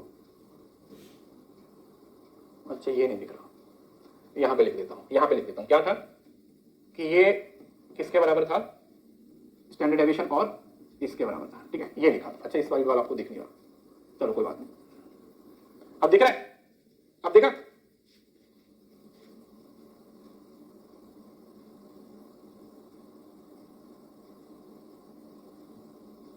वैसे पीडीएफ में आ जाएगा, with annotation he PDF upload करता हूं, तो पीडीएफ में तो आ जाएगा। ठीक है, इंग्लिश वाली पीडीएफ में तो आ जाता है। ठीक है, चलो तो अब आते हैं हमारी आज की क्लास के लास्ट टॉपिक पे, दैट इज प्रोबेबिलिटी। प्रोबेबिलिटी की तीन अप्रोचेस हैं, एक होती है क्लासिकल, एक होती है इंपेरिकल और एक और होती है। देखो, क्लासिकल जो प्रोबेबिलिटी है, क्लासिकल प्रोबेबिलिटी किस चीज के बारे में बताती है? Probability as the ratio of favourable outcome to the total number of possible outcome. तो क्लासिकल के अंदर आप क्या करते हो? फेवरेबल को टोटल के साथ डिवाइड कर देते हो। जैसे ताश में इक्के आने के चांसेस कितने हैं, तो 4 इक्के फेवरेबल हैं, टोटल पत्ते कितने होते हैं? 52, तो 4/52 कर देते हो। सबसे बेसिक होता है, 9वीं 10वीं में आप प्रोबेबिलिटी पढ़ते हो, 9वीं 10वीं में आप लोगों ने प्रोबेबिलिटी पढ़े हो। सो क्या बता रहा है कि प्रोबेबिलिटी का मतलब क्या बोल रहा है? As the ratio of favourable outcomes to the total number of possible outcome. जो total number of possible outcome है उसको डिनोमिनेटर में रखेंगे और जो फेवरेबल है उसको किसमें रखेंगे? न्यूमिनेटर में रखेंगे। तो 4/52 हो जाएगा। लाइक इक्वली लाइकली आउटकम्स पे बेस्ड होती है। दूसरा काउंटिंग टेक्निक है, दूसरा फाइनाइट सैंपल स्पेस होता है, मतलब जो सैंपल साइज होता है फाइनाइट माना जाता है। भाग किसके साथ करोगे भैया? भाग तो तभी करोगे ना जब आपको पता है। तो इसमें जैसे लिखा हुआ है, अगर आपने डाइस को रोल किया, ठीक है, एक पासा आपने फेंका, तो आप ये मानो कि 3 आने के कितने चांसेस हैं? तो 1 3 होता है तो 1/6 हो जाएगा। अगर आपसे बोला जाएगा 2 और 3 आने के चांसेस है तो 2/3 हो जाएगा। आप बोलो 1 2 3, तो कितनी पॉसिबिलिटी है? 3 है, टोटल कितना है? डिवाइड कर दोगे। सबसे बेसिक है और आपके पेपर में भी कई बार इसी सवाल से पूछा गया। इस सिंपल फॉर्मूला को अप्लाई कर दो। कि भैया कितने आने चाहिए और कितने टोटल है। टोटल को नीचे रखो और कितने फेवरेबल है उसके साथ भाग कर दो, बात खत्म। टोटल के साथ फेवरेबल को भाग कर दो, या फेवरेबल को ऊपर लिखो न्यूमिनेटर में और टोटल को डिनोमिनेटर में लिख के खत्म करो। राइट? तो ये होती है आप लोगों की क्लासिकल अप्रोच।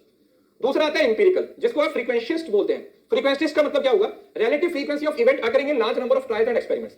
तो रिलेटिवली इंपीरिकल मतलब जो एक्सपीरियंस के बेस पे होता है। एक्सपीरियंस का मतलब क्या होगा? जैसे पास्ट में जो चीजें हुई हैं, ऑब्जर्व्ड डेटा, समझ रहे हो ना? Number of trials and experiments मतलब पहले कुछ एक्सपेरिमेंट हुए, उन एक्सपेरिमेंट में जो रिजल्ट आया आप उसके बेसिस पे देखते हो कि आगे क्या होगा। पहले क्या हुआ था उसके बेसिस पे जो अब नया हो रहा है उसको आप आइडेंटिफाई करने की कोशिश कर रहे हो। जैसे based on observed data use historical data and experiments और एप्लीकेबल फॉर रिपीटेड इवेंट्स। मतलब जो बार-बार हो रहे हैं, जो बार-बार इवेंट हो रहे हैं, जो एक नंबर ऑफ इवेंट्स रिपीट हो रहे हैं, तो रिपीट होने वाले इवेंट पे आप ये मान के चलते हो। जैसे बोलते हैं ना कि भारत 11 मैच जीता था लगातार वर्ल्ड कप में, तो आप ये मानते थे कि 12वां भी जीत जाएगा। यही था ना कि 11 मैच इंडिया लगातार जीत गया, उसके बाद इंडिया को लगा कि 12वां भी जीत जाएगा। तो वो जो पास्ट का डेटा था, जो हिस्टोरिकल डेटा था, उस डेटा को यूज करके हम वैल्यू को निकालने की कोशिश कर रहे थे। लिख रहा था probability of getting heads in a coin toss based on 1000 toss. 1000 बार आपने टॉस किया तो कितने हेड्स आए, तो आप उसके बेसिस पे मान सकते हो कि अगली बार आपको कितने हेड आए। राइट?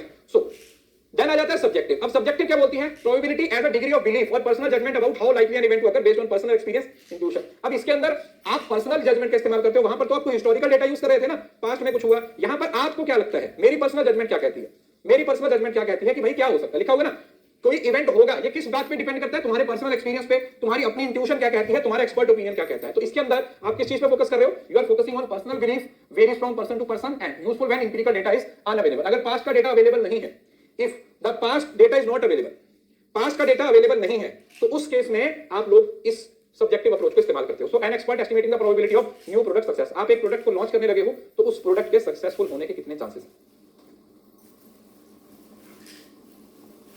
ये पीवाईक्यू वाली प्रॉब्लम आपको सॉल्व करता हूं, सुनो मैं बताता हूं, रुको बस ये खत्म हो गया। Probability find by the set of axioms of rules that can be probability measures must satisfy as proposed by mathematicians and the conglomerate. इसको बोलते हैं दिस इज, इसका नाम क्या है, एक्सियोमेटिक। एक्सियोमेटिक ये किसके द्वारा दिया गया है, इसके अंदर कुछ रूल्स हैं, उन रूल्स को फॉलो करना क्या है, जरूरी है, इंपॉर्टेंट नहीं है, पेपर में तो कभी नहीं पूछी गई है।